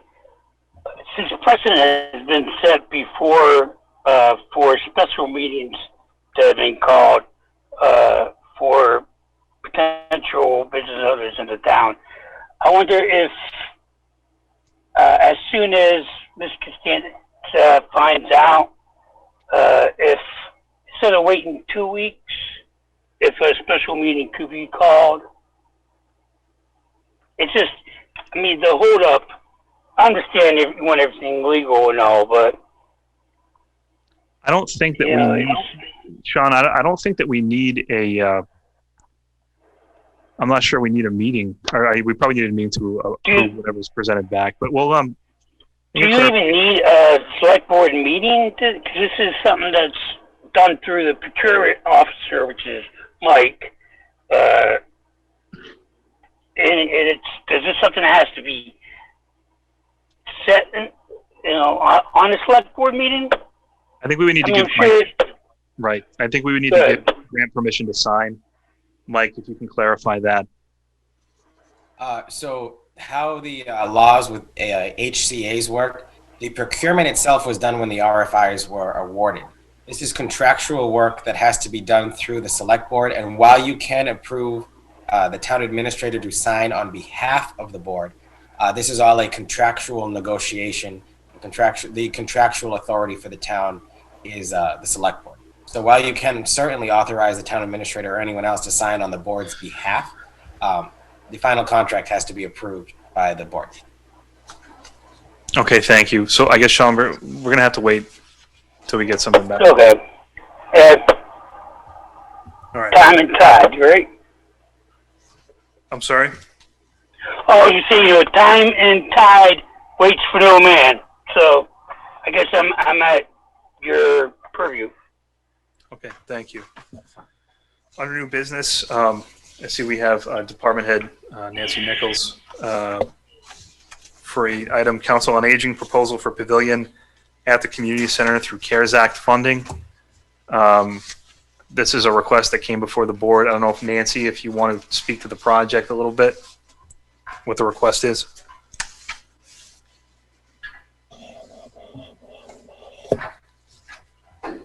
Is she still there? I think maybe she either got booted off the call or she is muted. Mitch, I don't see her anywhere on the participant list anymore. She was just in the room. So let's move on real quick, see if we can get something else taken care of, and then when we get Nancy back, we'll circle back to that item. We have a new business reminder for town boards committee openings. That is the item I believe we just took care of per Jeff's request. Sorry, ahead. it's Leah. I have a question. I think that we have updated lists of town boards, committees, openings, but I was wondering if we can have a final update sent around to us or from, I don't know, Tamika or Laura. I don't know if I've seen the most recent with what's open. Yeah, the one that's in the drive is the most recent one that Laura has. Okay, perfect. Thank you. Yes, no Thanks for that problem. clarification. Okay. Does that answer your question, Leah?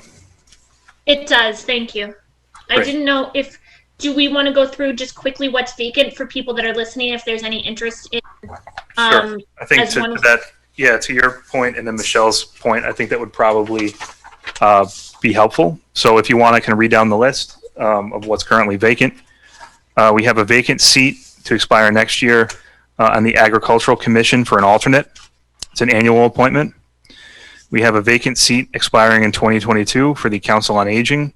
There's a 3-year appointment. Normally, I think this is just a vacancy. We have a Council on Aging Committee alternate. We have 2 vacancies.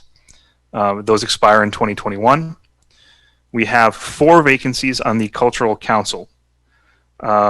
Those range in expiration. We have 1 expiring in 2019, 1 in 2021, and 2 in 2022. Again, 4 vacancies on that board, if anyone's interested. We have 3 vacancies on the Historical Commission. They're 3-year terms, and the commission is reforming, so those terms are going to be staggered, but we don't have listed expiration dates for those as of yet. We have a vacancy on the Earthworks Board. Again, there's no expiration date listed with that. And Mitch, I think maybe Tamika, if I can hop in here, I think that one is required to be a Board of Health member. So I don't know if that's. Okay, I'm sorry. if Yeah, that's that's right. That's correct. True. We can maybe just send a note to the Board of Health that we are looking for their recommendation for a Board of Health appointee to the Earthworks Board. Yep. It's noted as Board of Health. And the only other vacancy is, well, we have a couple. Insurance Advisory Committee, but that needs to be a specific position as well. We also have vacancies for our representation for the WCRTA and the Wachusett Earth Day representative, historically members from our board. So those are the vacancies we currently have. If anyone has any interest, please email the board or town staff in the town administrator's office, or even, I believe, the clerk's office. They can get that information over to us. So thank you. I think Nancy's back on. And we have Nancy back on. So we have item Council on Aging, proposal for a pavilion at the community center for CARES Act funding request. Nancy, did you want to describe the request? Mitch, it says she's still connecting to audio. All right. Okay, so basically, it's my understanding of that proposal for board discussion is that the Council on Aging over at the current senior center facility is looking to install a pavilion for use by seniors. As you may know, the seniors over there have been actively meeting outside due to COVID-19. Still a vibrant community meeting for, I believe, they're having coffee on the common, breakfast, things like that. The idea behind the pavilion would be to allow for, if this continues, increased outside activity with minimal risk to the high-risk population. And I believe it was the intent of Director Nichols to make a request that the board approve CARES Act spending, or at least looking into CARES Act spending for the installation, purchase and installation of a pavilion on that site. Mitch, I know there was quite a bit of discussion with Mike on that, so he might be able to add some of the background on the request. Okay. Mr. Nicholson, if you are still with us. I am. Sorry about that. I was having some audio issues. Otherwise, I was going to connect in earlier. This is something that Director Nichols and I did talk about. The only reason it's coming before the board would need a approval of the board, as I'm told by Chief Knight, who is the one who is taken charge of the CARES Act funding since I left full-time in Rutland, is that it's a permanent structure that would be added to the community center because it would need a foundation and so on from there. So with the CARES Act, it would just need approval of the board since it is altering one of our existing buildings. But this would allow for the outdoor programming for the site. And have we done any homework regarding cost? we have Nancy. Are you connected to audio yet? It still says she's connecting. Connecting. I know she submitted several different quotes to Chief Knight for his review. I see Seth is also on this call. It's so in the packet we actually have a quote from Country Lane gazebos, as well as some digital renderings and some pictures of what the finished product would look like. The quote comes out to $27,000 and change. I do not believe that includes a foundation. And we have Director Buckley weighed in that it would be $10,000 to $15,000 for the foundation to be installed.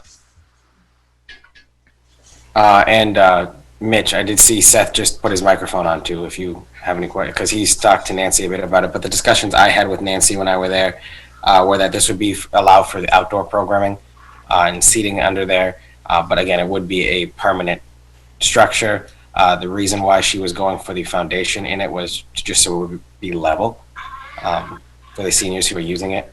But there, it does increase the cost quite a bit for that.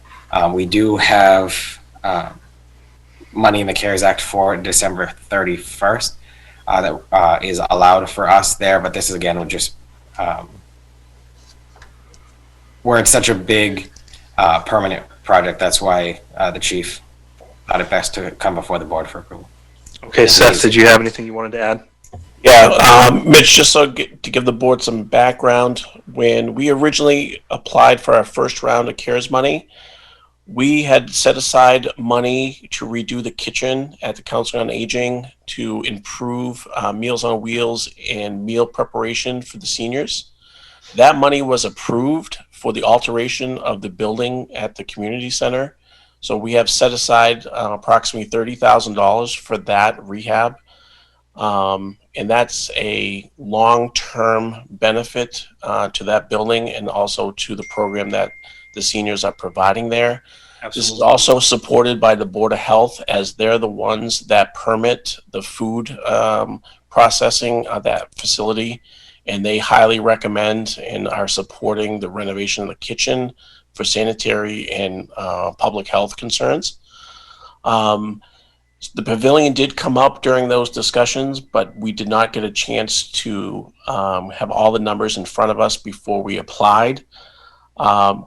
Phase 2 of applying for the CARES Act will take place the mid-September, early October timeframe for the remainder of this calendar year.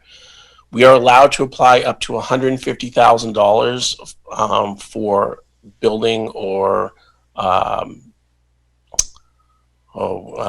type of construction alterations for a project.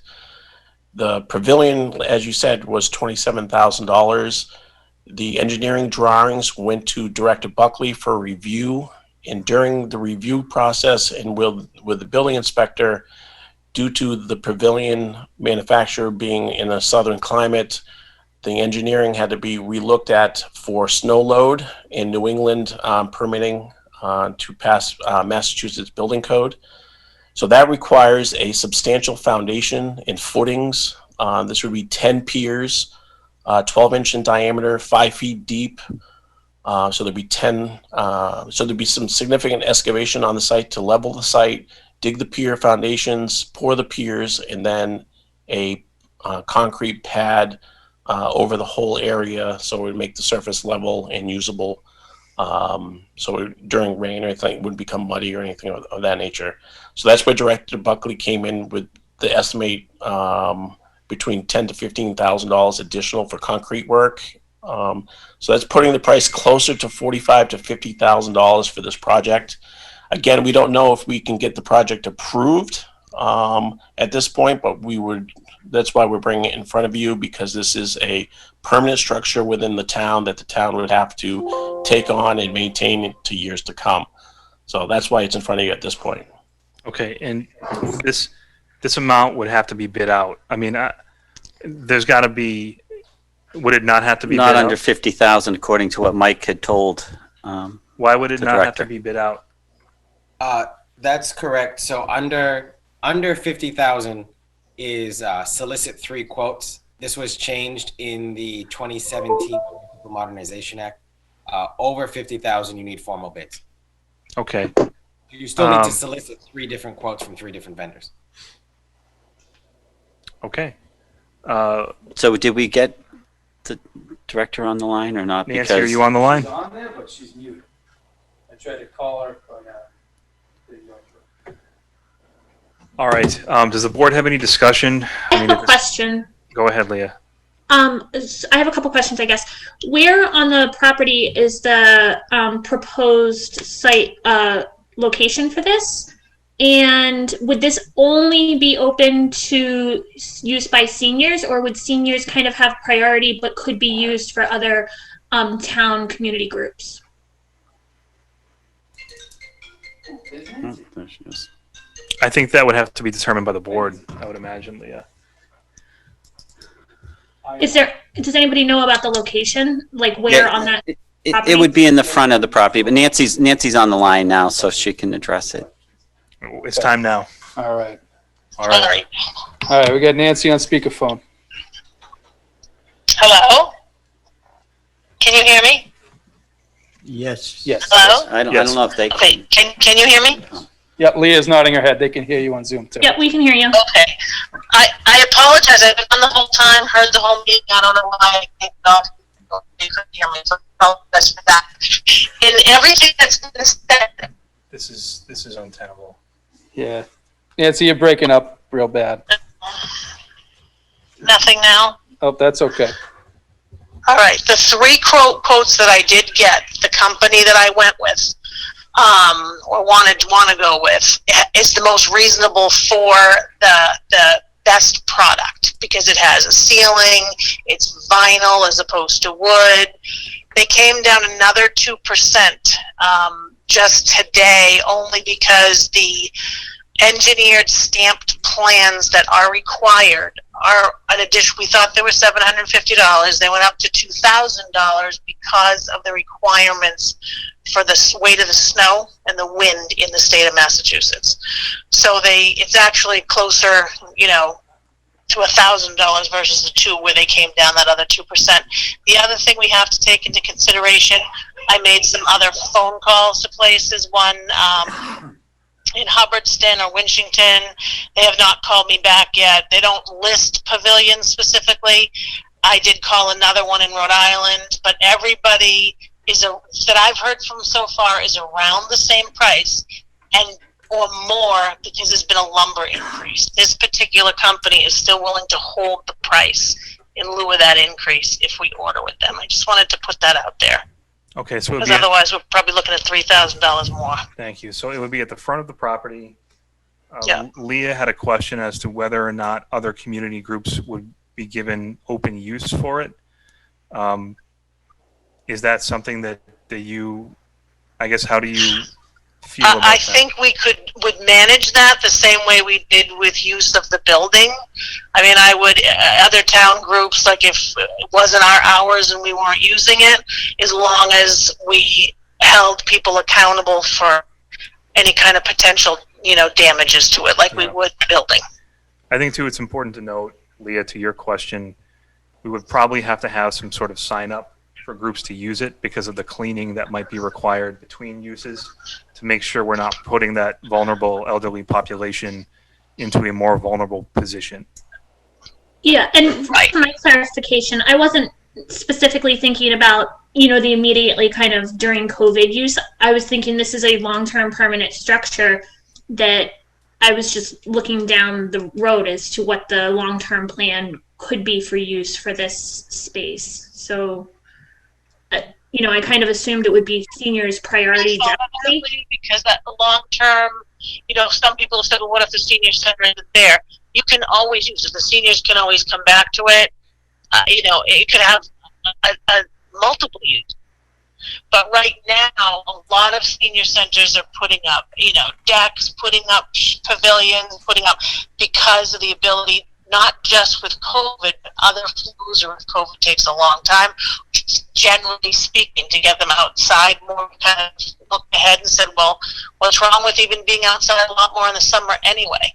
Some of our things like the pancake breakfast, which is one of our largest fundraisers, our health fair, our craft fair, you know, we could alter those and utilize that in, so that we could still have those events if for some reason this virus or another one comes along that, you know, dates side. So I'm thinking, plus even if we went back to normal, we could use it, and so could other. We could multi-use. Okay, thank you. Are there any other questions from the board? The only question I got, Mitch, is that this isn't gonna hurt the funds for our Board of Health for all the stuff they're gonna need for this Cobra thing. Seth, do we have an indication as to how much is left that we have available that we can access?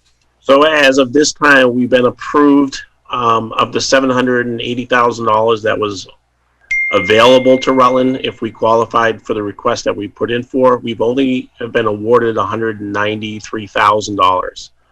Okay, so we have about $510,000 left that we would be able to access for. So does Board of Health have all they need, all the money Yep. they need to operate? That's my biggest concern. Seth, can you speak to that? Well, we met with the Board of Health on last Thursday to go over what we need for the fall. Our biggest concern, and is our biggest potential expense, is the community health nurse. That, as we are seeing over the last several weeks, is our cases are starting to increase. Not terribly, but they are increasing, and we're worried about what happens in the fall. You know, do we have the town nurse? How much is that going to cost through the end of December? That is our biggest concern. We're also looking at a large-scale vaccination, or now they're talking about large-scale flu clinic. Now that the state of Massachusetts is requiring all kids to be vaccinated for flu by December, so that's going to be a burden on the community as well. So we're looking at that. The other big one that is coming down that we'll be able to try to cover is through the early voting and people doing voting by mail.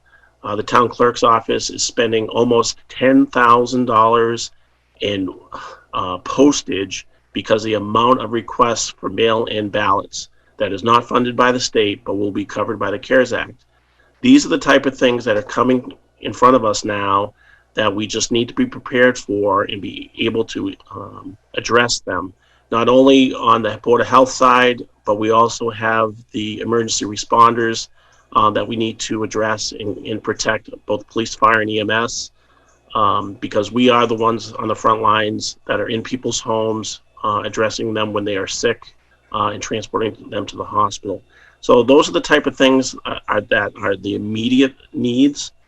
All the town buildings have been reasonably made accommodations for public safety as far as our staff.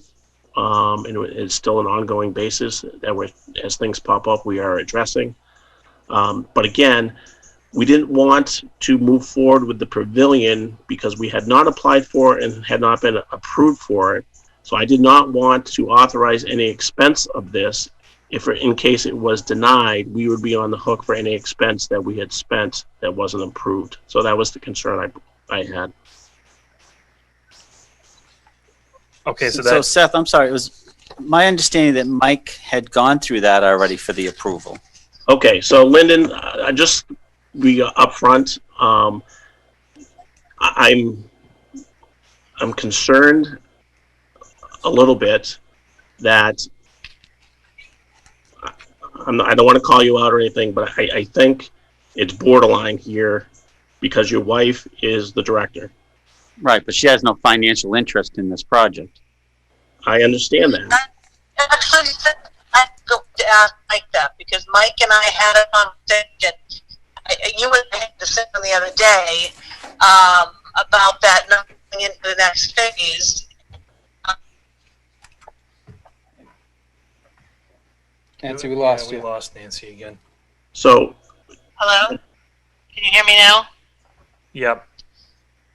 I just need some clarification from Mike on that, if he remembers that. Because you were going to ask a question to somebody, because you originally thought it wasn't going to be something we could ask for until September. Mike just unmuted. Hello, can you hear me? Yep, go ahead, Mike. Okay. So yes, Nancy and I did talk about that when I was full-time over there. This request, when Nancy and I had the discussion, the initial request had already gone in for the first round. When I spoke with Nancy, I was like, if you can justify it, we can ask for it. And the way she spoke to me about having it be a direct result of continuing the programming as a result could possibly fit in there.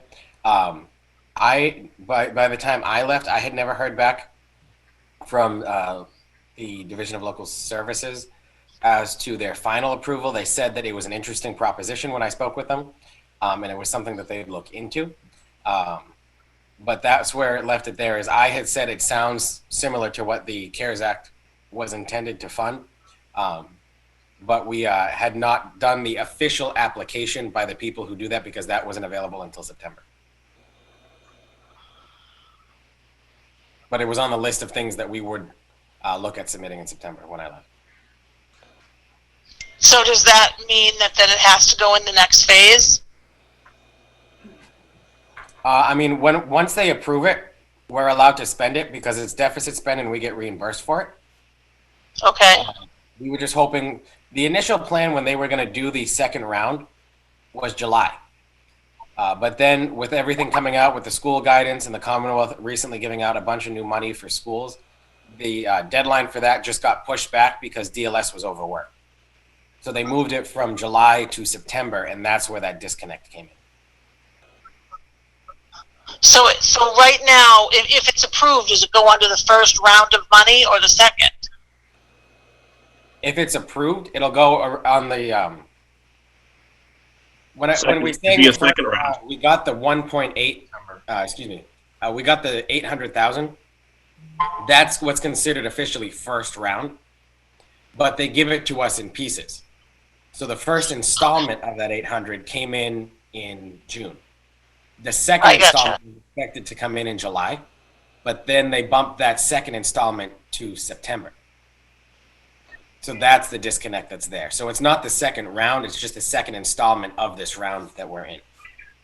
Okay, but I guess what I'm asking is, so it still technically could be approved within that first round, so we don't have to worry about additional costs maybe that Seth was just bringing up, maybe covered in that second round. Am I understanding that correctly or no? Mike, can I answer this? Sure. So basically, as Mike's saying, the first round of CARES Act is the $780,000 to the town of Rutland. Phase one was applied for. We got $193,000. Phase two, which this project would be asked for, will be asked for in September, with that money coming to the town to be spent probably in October, but must be spent by December 31st.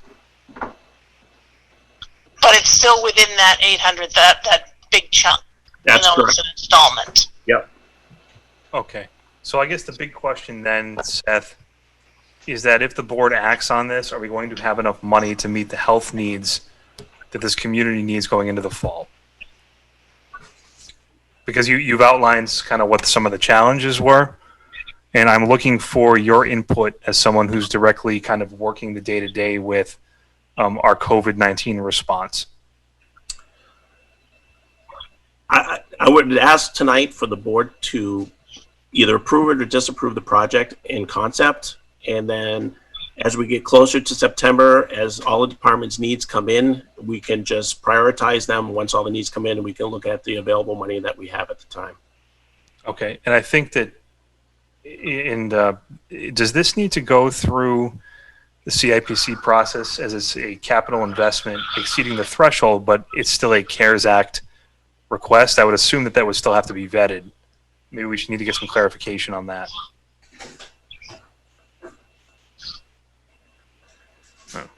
Mitch, that's a policy decision from the board and the CIPC. All right, so then tonight, Seth, all we would be doing is acting conceptually on whether or not we would move forward with it. And then as other requests come in, if there is something that comes in that we absolutely need or we have to alter those decisions, we still have the flexibility to do that. That's correct. I think at this point right now, it will give us the next couple of weeks to really nail down the final costs associated with this, and we can come with a true number to the table.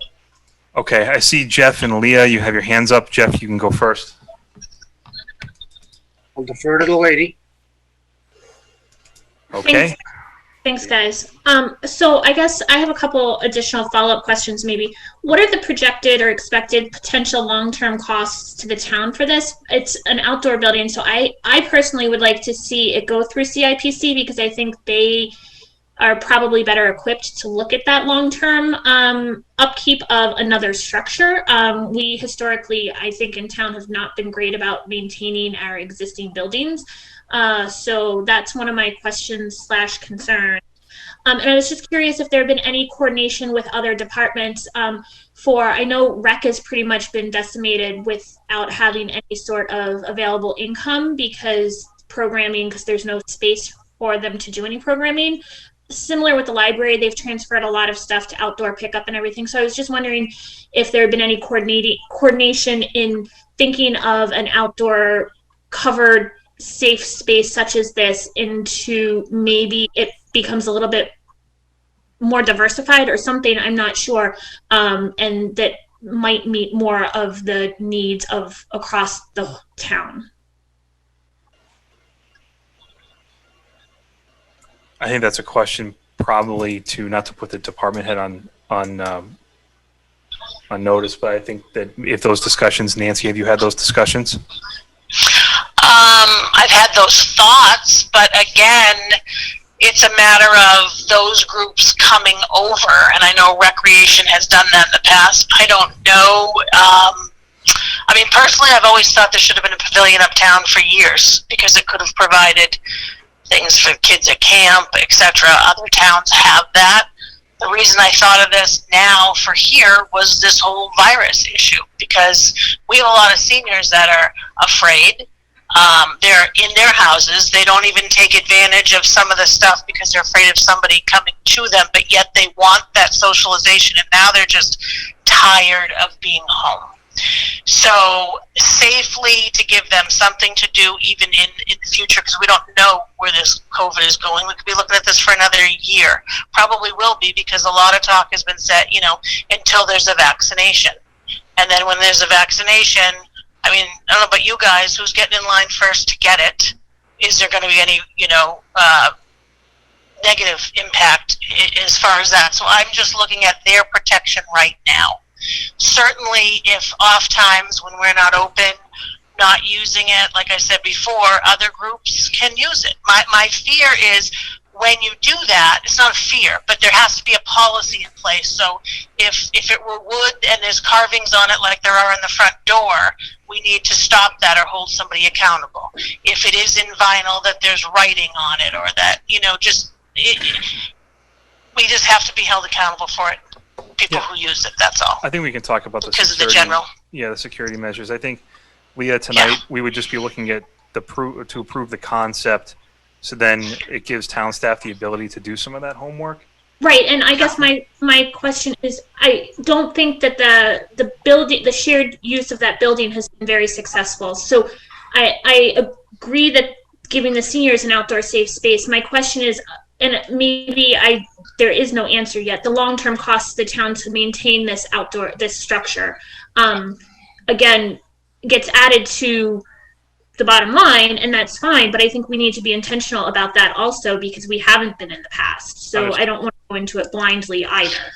Thank you. I think we could even do most towns do outdoor concerts. It could be used for that. It could be used for, movies. We've never done anything like that before, but we could. And Now you stole my line. yeah, I think too, to be fair, I think it's a little bit unfair to say that the shared use of that building hasn't been successful. I can understand where that comes from, but I also think by and large, the state of that building, I think our director has done a lot with a little. I think that building being in the state that it is, the fact that we've treated our seniors that way is a little bit shameful. And if you look at all of the health indicators associated with what's going on right now, that population is at higher risk, not just for the virus, but also for isolation, access to food, different things like that. Anything we can do to help that population. It makes me glad to hear that, Seth, there's been that money allocated for the kitchen improvement, but also the pavilion. To be honest, we need to provide more for our seniors, and that the secondary uses are great, and I think it's great for the town. But I think right now we need to focus on the population that's being the hardest hit, and I think that this gives us the opportunity to do that. We can look at alternatives moving forward for different shared spaces and more alternatives for rec. That's certainly a priority. But again, anything we can do over there to help the situation, I think, is the right way to move. So is there any other questions, comments?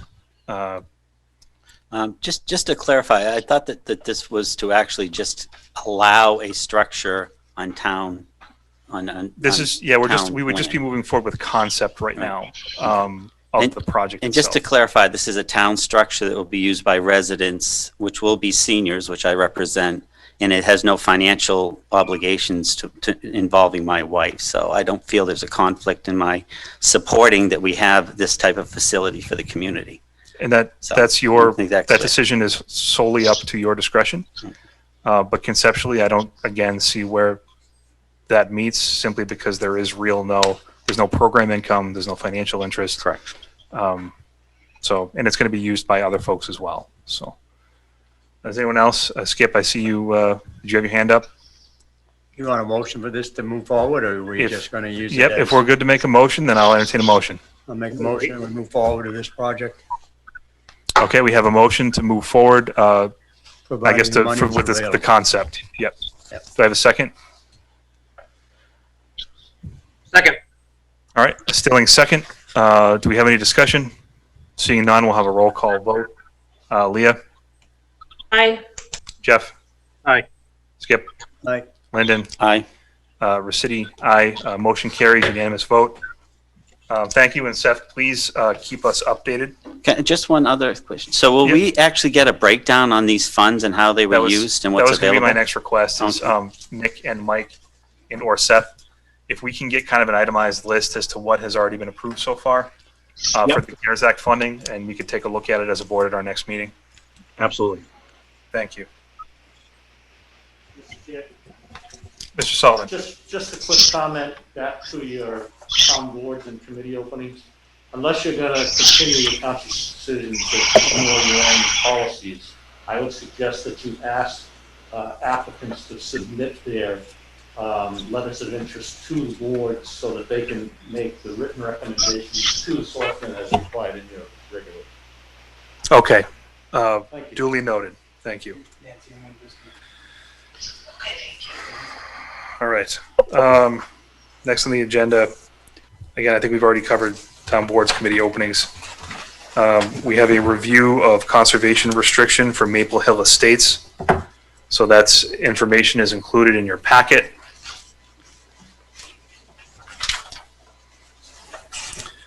I believe we would just have to vote to sign this. Mitch. Where is that in our packet?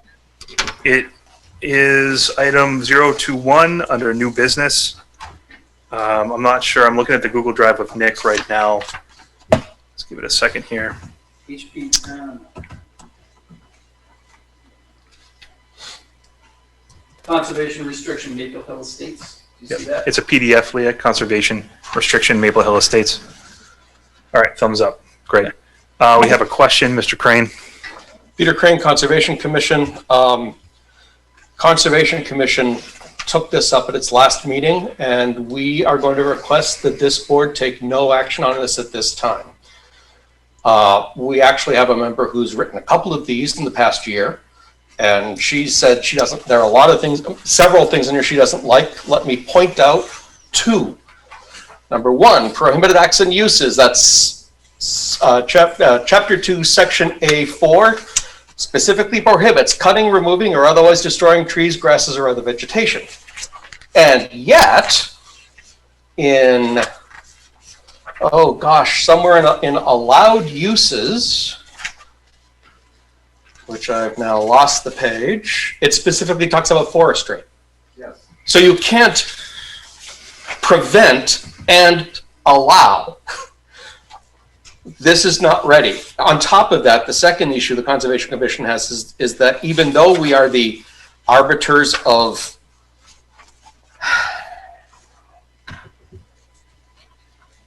the conservation restriction is being passed to the Conservation Commission, Conservation Commission has no rights for review or approval or rejection of any proposed activity on the land.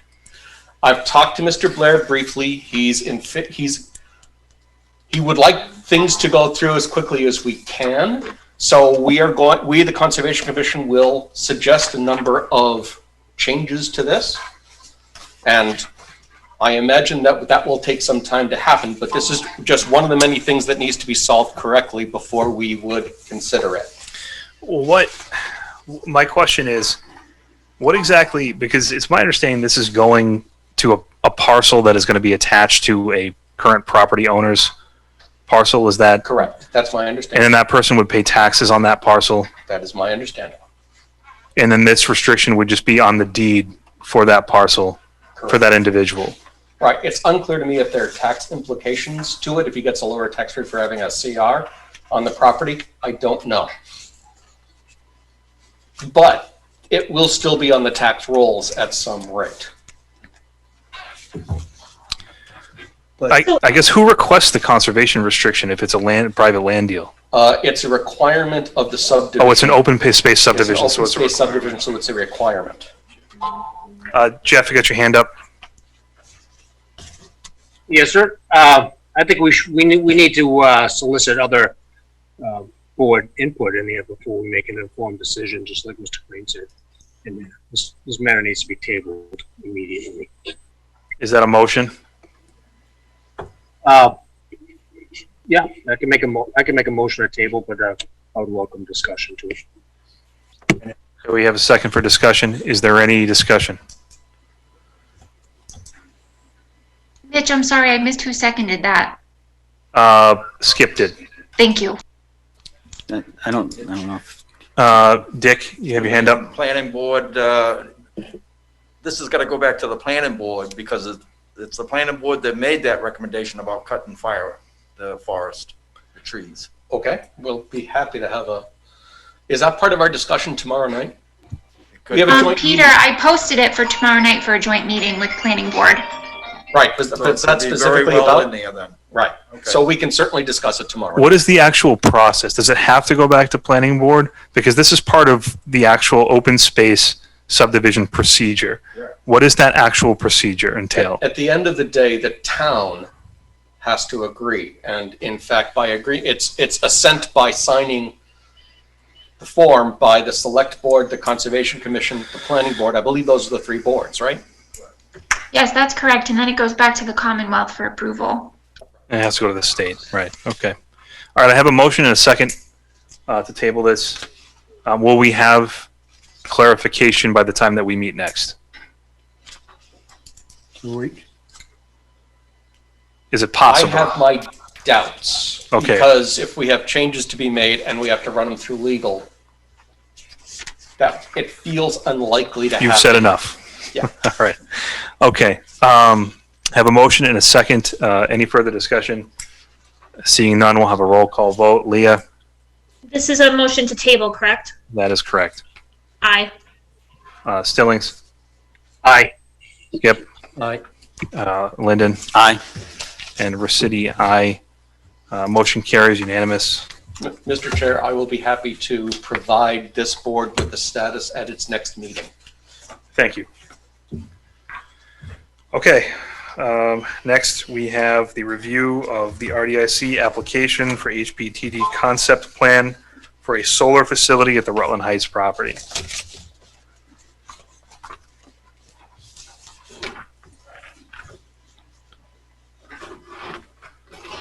And for clarification, this is the HPDD Maple Ave PDF, correct? Yes, that's correct, Leah. Thank you.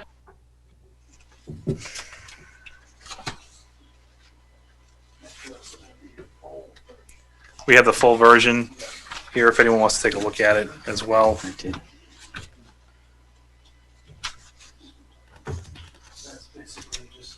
I think Tamika did send this out to us, right? Yeah, it was also copied. There were copies that were emailed that were available via annex. I think we had access to that. The one in your package, just basically the, Over. an overview plus a couple of maps. Thank you. Mr. Chairman, may I address Tamika? Sure, go ahead, Mr. Sullivan. Tamika, I think at our last meeting, we agreed you were going to send us the electronic copy of that. Did you have a chance to do that? Yep, I did that at the end of last week. Okay. I did that along with, it was in the same email as the information for the Chapter 61A that we talked about tonight. Yep. All right. Some of our members didn't see that, so we'll look. Okay, thank you, Tamika. I knew you had. May I ask, is this the project that the town had voted on fall town meeting a couple years ago to move forward with? Is this the same project or is this an additional one? It's my understanding this is the same project. And this is just, again, to review the concept plan.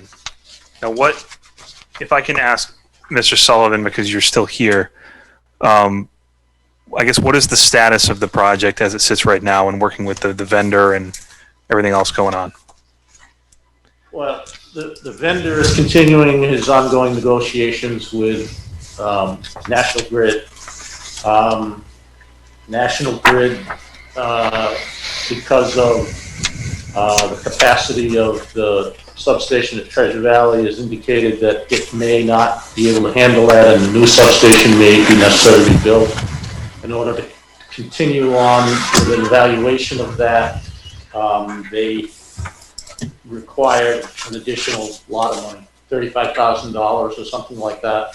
And the solar systems did come up with that money and asked them to continue both on the Heights property and the Wheeler Road property, so both of those projects. So for the Heights project, if there is a new substation that is required, what is the likelihood of this not moving forward as presented? I don't know that anybody can say a new substation is required. That's what they're evaluating. Do we have a cost estimate for a new substation? I heard a number of $114 million. So there's a pretty good likelihood that this project is not going to move forward as. Sorry, I can't originally. hear Mike's answers to those questions. $114 million, Leah. So I don't, yeah. So is there a likelihood that this project, or at least a chance that this is not going to move forward at that property? Well, certainly there's a chance it won't. The likelihood I can't tell you. You know, what basically happens, and you know this, there is a priority list of people who have applied for solar projects, and Rutland is part of that list. That overall conglomerate of applications is part of their evaluation. So when National Grid now comes back and says it's going to cost X amount of dollars to continue the evaluation, well, what happens to that laundry list of applicants? Some people may go, well, wait a minute, I'm not spending another $35,000. They may bump, they may jump out, and at that time,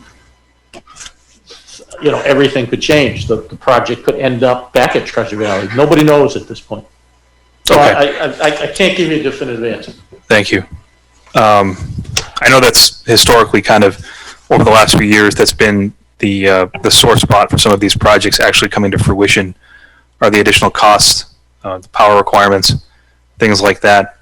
Do we have a time frame in your communications that we would know a definitive whether or not this is moving forward? Yeah, honestly, I don't know that I can give you something that I'd be willing to say publicly. I don't know at this point. I can only tell you that between the Wheeler Road site and the hospital site, the solar company has spent upwards of $100,000 so far. So they are certainly committed. Where it goes, I can't answer. I mean, you know enough about solar. There's no way to answer that question. Thank you. Does anyone else have any questions about the concept plan? I have a question for the concept plan. This is Leah. Hi, Leah. Has Concom and other interested, I know Concom isn't necessarily under RDIC, but I thought at one point there were wetland concerns, and the site plan had to be adjusted a little bit. Is that this new plan that we have reflective of those changes? And Yeah. if there, Yes, Oh, it I'm is. sorry, I didn't mean to interrupt you. I was just going to say, this project has currently an approved open order of conditions from the Conservation Commission. okay, thank you. And I guess my next question is there any cost to the town to continue moving forward if the solar company decides that it's not feasible because of National Grid's requirement for a substation or who knows what else? I mean, if the solar company thinks it's not feasible, then why would we move forward? I guess that would be the question. I mean, we've already spent enormous costs on getting this project to even where it is. Right, Where are no, they saying it's not feasible? Is the solar company saying that now? No, I think that what Mr. Sullivan had indicated is that they're willing to pony up an additional. I think you said the last meeting was $60,000, $35,000 Between the two sites. between the two. Okay, so the two sites. $66,000. So National Grid came back and indicated there needed to be more study work that has been done in order to move these forward, and the solar company has decided to put that upfront cost up to continue the work studying those parcels for the project. We committed, we voted on this. Yeah, but it doesn't happen. Go solar there. I guess, Mr. Chairman, I'm curious. You just made a statement that we've incurred enormous costs. I guess I'm curious what those are. Staff time, manpower, resources that the town could be directing at other efforts. I mean, there is a cost with that. Okay, And no, you said enormous cost. I guess I thought of it differently than what you're talking about. well, no, I think that when you have taxpayer-funded positions and those could be used for other projects, there is a cost associated with it.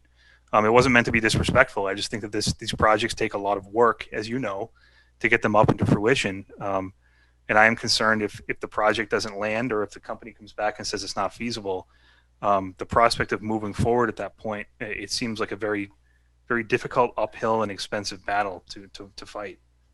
So, Mr. Chairman?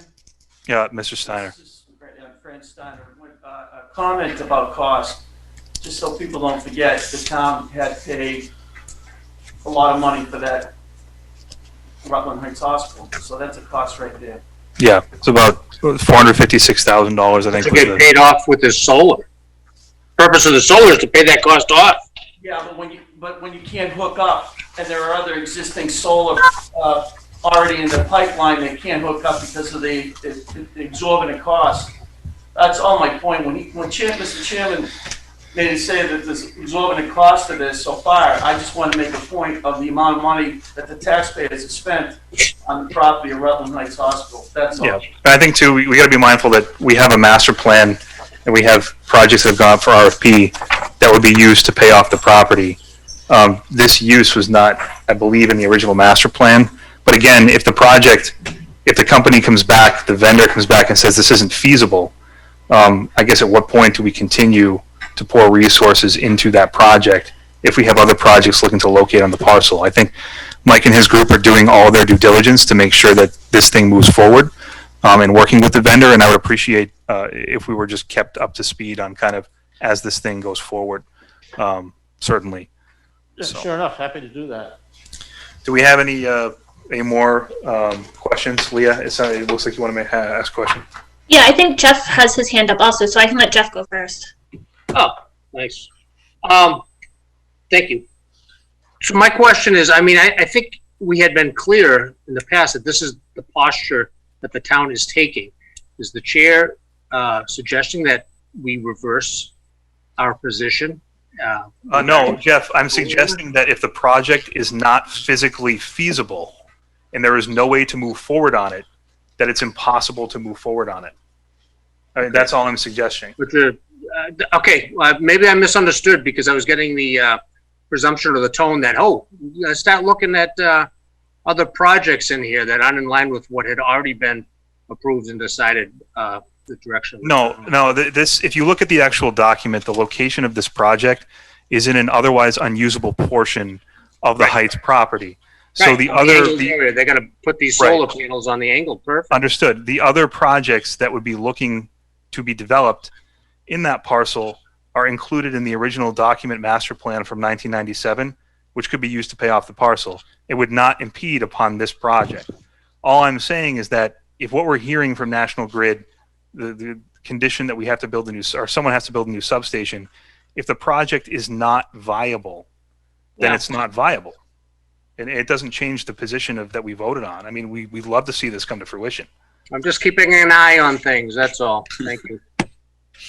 Well, Mr. Chairman, I certainly agree with you that if the project is deemed not viable, then our board it would be irresponsible of us to continue down that path. Absolutely. So there was no harm, no foul there. It was just a question about the feasibility of the project.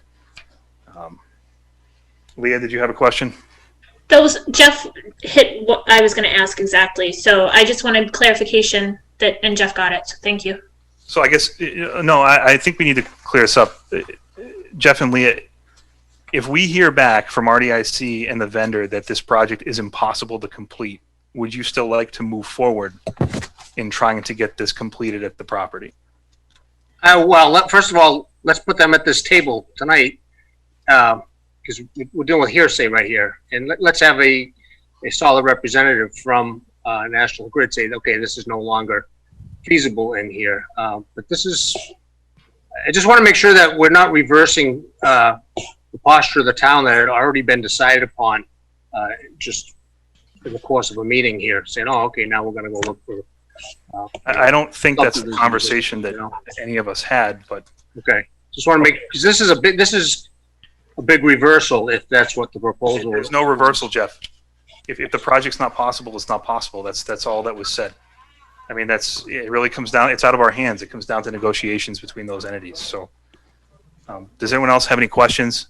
Tim?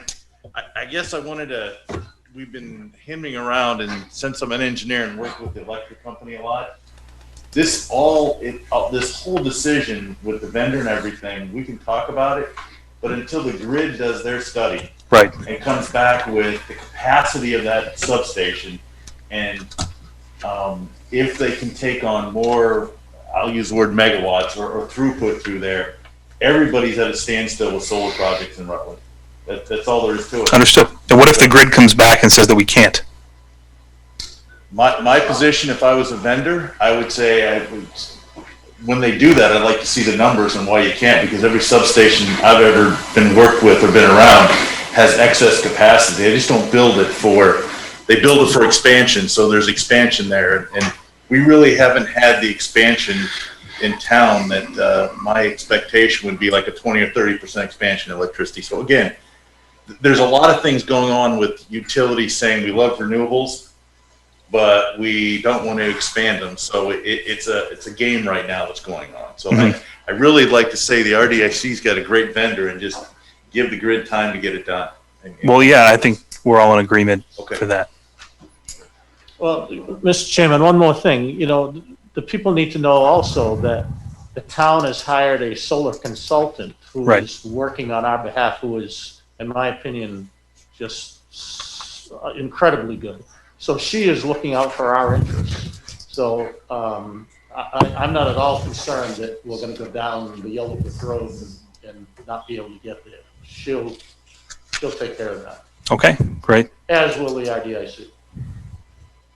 And for clarification from the RDIC side, this project is not hindering other projects. My understanding, to confirm again, I know we talked about this just earlier, is that this is on kind of a quote-unquote undesirable developable spot part of the parcel. So there's not other projects for this specific parcel knocking at the door. Is that? That's correct. That's kind of what we all just said.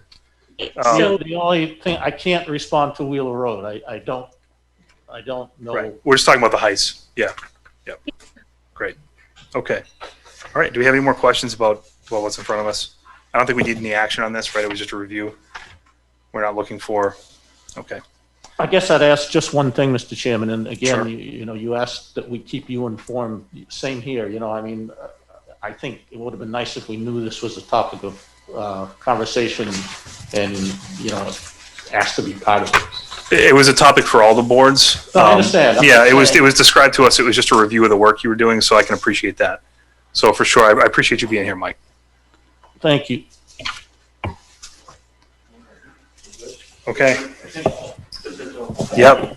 Oh, you've already adjourned. Get the hell out of here. Folks, feel free to John Hancock that item on the way out. Yeah. Past my bedtime, Mitch. I'm sorry? Getting Yeah. past my bedtime. Okay, well, your item is next on the agenda, Jeff. We haven't had a key to the town or a plaque in a while, so I guess I'll give you your Now it's time, right? space here. Yep. Well, thank you. I did ask to have something put on the agenda so that we at least discuss this. I think we need to acknowledge that Mike's time with us is tapering down, and we're nearing the end of the month of August, and he's becoming progressively more busy in his important role as mayor in there. And in anticipation for his finale here, I would like to propose that we do a simple coffee on the common at the end of this month, which would be this Friday, coming up at this Friday, and I would propose say 10 a.m. That we could invite and publicize that this is an opportunity for people to come and say, formally shake his hand, but to say thanks to Mike for his service and his impression that he left on us during his time here. But also, as you mentioned, Mitch, that we did prepare a plaque memento that I would like to have some sort of a venue that we as members and representatives of the town can present to Mike in appreciation for what he's done without displaying or leaking what that plaque, that great looking plaque looks like. I would, so I'd ask a couple of things of my peers here tonight is permission to host a coffee on the common gathering this Friday, 10 a.m. Permission to publicize it, ask that it be publicized in the Facebook entities, that we are going to do something for Mike. Request that our acting TA, Nick, put something out to the employees of the town of Rutland in there, and that we support the presentation of a plaque memento to him on behalf of a grateful town in there. And if the board was so inclined, maybe we could recognize the day and recognition for Mike. Just a quick question. If we're going to host a public event, are there still restrictions in place as to how many folks can show up or attend? And is that something that we feel is safe to do at this time? We'll cut it off at 10,000. I'm sure it would be. No, in all seriousness, Jeff, I know the governor has a mandated number that we can host. I think it'll be manageable. Maybe the fire chief can monitor. I think it'll be manageable. It's just an opportunity to do a great open space in the shade in front of the town common for something that I don't, maybe a half an hour or so. Or maybe if it's presented as an open house, or you just give a span of time where employees could come, or I don't know. But yeah, and how is it, the coffee and stuff? I mean, obviously it's all going to have to be handled. You go over across the street at Dunkin' Donuts and you walk back with a Oh, you got to bring your own coffee? Yeah, we place a Dunkin' Donuts across the street just for you. Just go over there, get it, come back, and say some well wishes to Mike, and then it's an opportunity to. I'll buy your coffee, Mike. All right. Is that a He's motion? an important man. We don't want to take up much of his time, so we're talking maybe 15 minutes to 30 minutes, but and the weather looks okay. we would just entertain a motion for a presentation, Okay. or if anyone wants to make a motion. So move that we recognize Mike's contributions to the town on Friday morning. Do I have a second? Second it. All right, we have a motion from Select Board Member Nichols and a second from Mr. Clark. Do I have any conversation? Hearing none, we'll have a roll call vote. Stillings? Stillings, aye. Leah? Waitman, aye. Skip? Aye. Linden? Aye. Recity, aye. Motion carries unanimous. Next item on the agenda is a street sign request for Madison Ave and I Airline. don't let you speak anymore, Mike. You're out. Mike, I didn't see your hand. If you want to, No. Mike, did you want to say something? I just wanted to say thank you very much. It was a privilege to work with you guys over there, and I appreciate it. Sorry for being on and off the camera today. My city council was meeting for my budget that I proposed here, and it's my first day of class, so I got 3 laptops going here.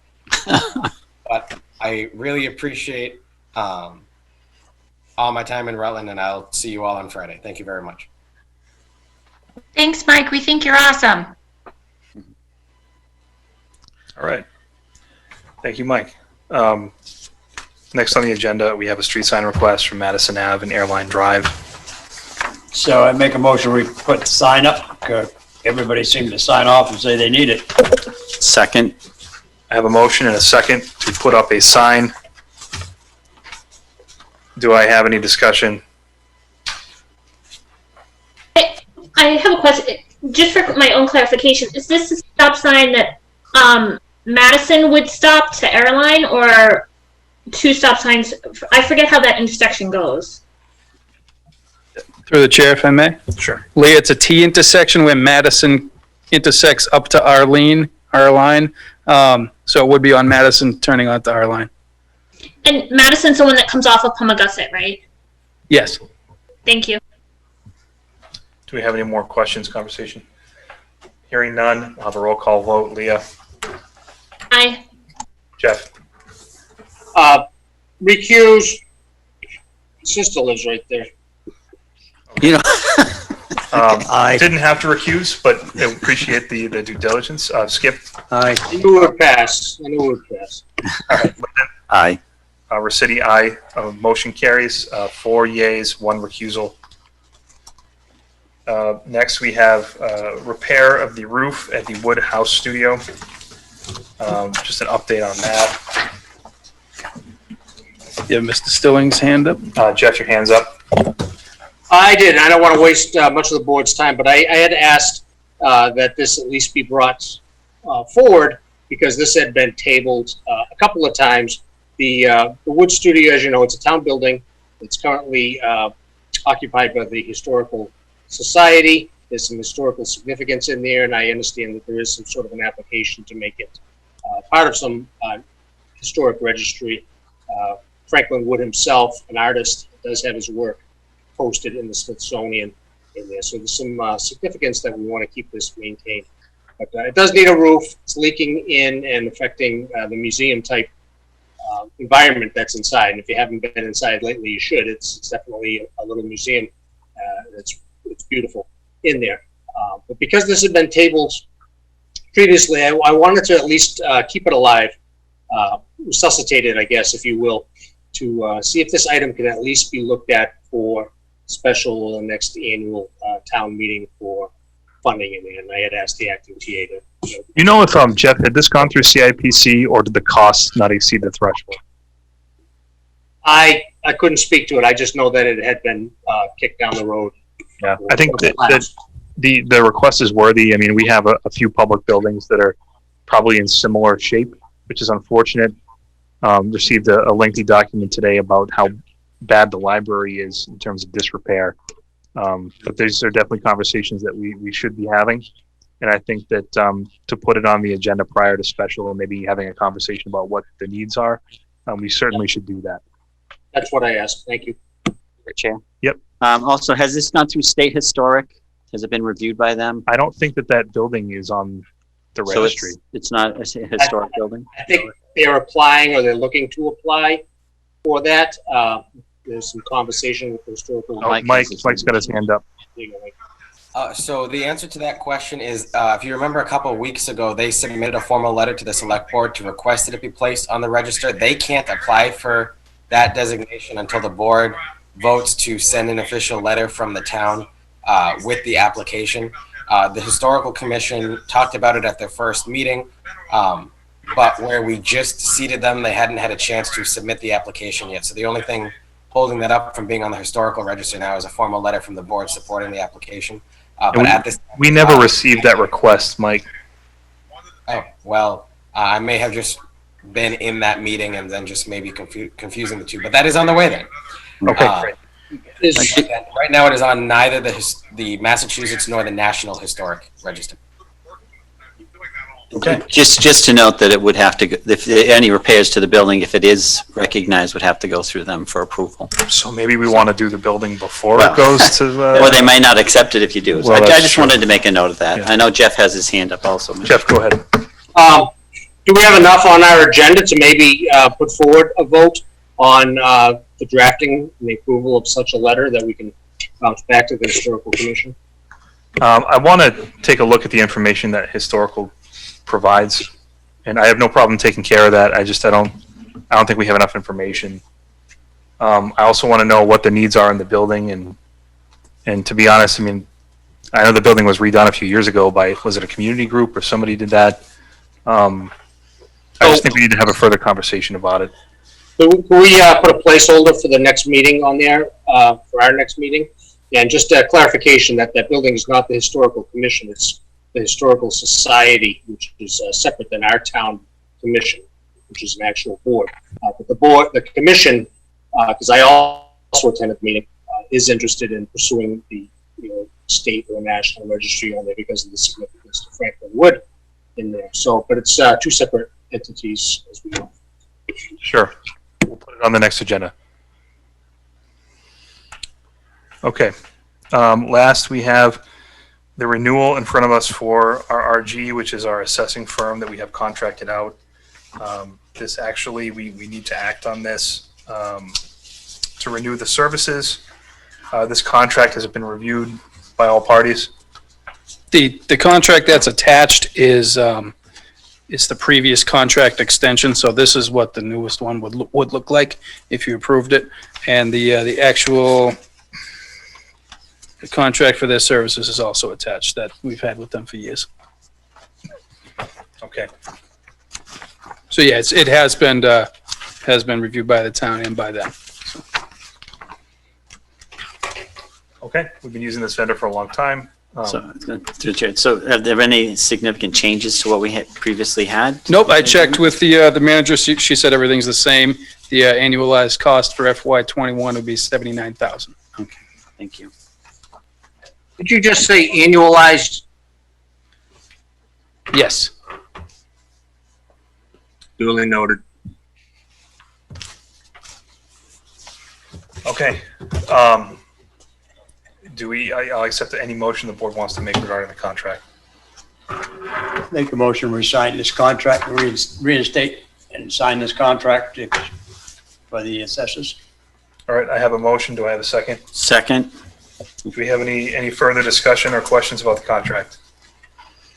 TA is good with it? Acting TA is good with it. That gives us a scapegoat. Yes. If something, we find something I'm later good with on. it. Mike Nicholson told me it was fine. Perfect. All right. So we have a motion and a second. Any further discussion? Hearing none, we'll have a roll call vote. Leah? Aye. Jeff? Aye. Skip? Aye. Lyndon? Aye. And Rossetti? Aye. Motion carries unanimous. Before we adjourn, we did receive correspondence from the planning board. I'm not sure if we want to read that. Is it included in the packet? It was. Yes, it's in the correspondence folder. I did see it in our information. Well, it wasn't our information, but I'm looking for the printout. Oh, so- the print. No, I don't think it's printed. Okay. Out of respect for the planning board, I think we should probably just address that before we adjourn.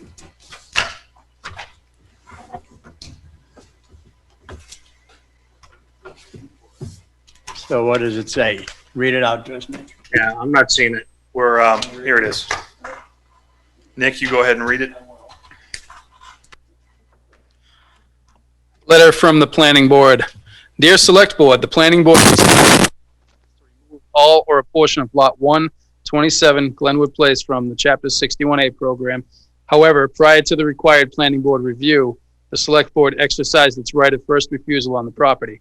As the Planning Board understands the Chapter 61A procedure as set forth by the town, comments are required from several boards/commissions prior to the Select Board decision to remove the land from the Chapter 61A program. The Planning Board believes that the Select Board exceeded its mandate in making a decision to waive the right of first refusal before hearing back from all the required boards and commissions. Sincerely, Norman Anderson, Chairman, Rutland Planning Board. Agree, acknowledge oversight. And Yes, we'll I have I nothing acknowledge but- oversight, but we had Yeah, this duly noted. before. Yeah, and to the, I guess, Second time. while I was not chair at that point, I think that the entire board acknowledges that that motion could have been amended to include the next day's planning board meeting, so There was included it. confusion. So what? but, We- right. we agree. apologize. Acknowledge. You know what? I apologize too, because I seconded, Skip's. You're tough. You're tough. You're tough. We're tough, Skip. We'll buy him a donut on Friday. Just, yeah, we'll make sure that, again, that parcel was about 500 square feet, so they could have put a wastewater sewer or an airport there, but, No, I mean, they had a Next good, time we'll- they had a good point, but. Well, they did. We haven't, But we, they there wouldn't was, do anything with it right, anyway. but- Just moving along. again, Norm, we'll make sure that doesn't happen again, so appreciate it. All right, let's entertain a motion to adjourn. Motion adjourned. Second, I have a motion to adjourn and a second. Any discussion? Hearing none, we'll have a roll call vote. Leah? Aye. Jeff? Aye. Skip? Aye. Lyndon? aye. And Resity? Aye. Motion carries unanimous. Thank you, everybody.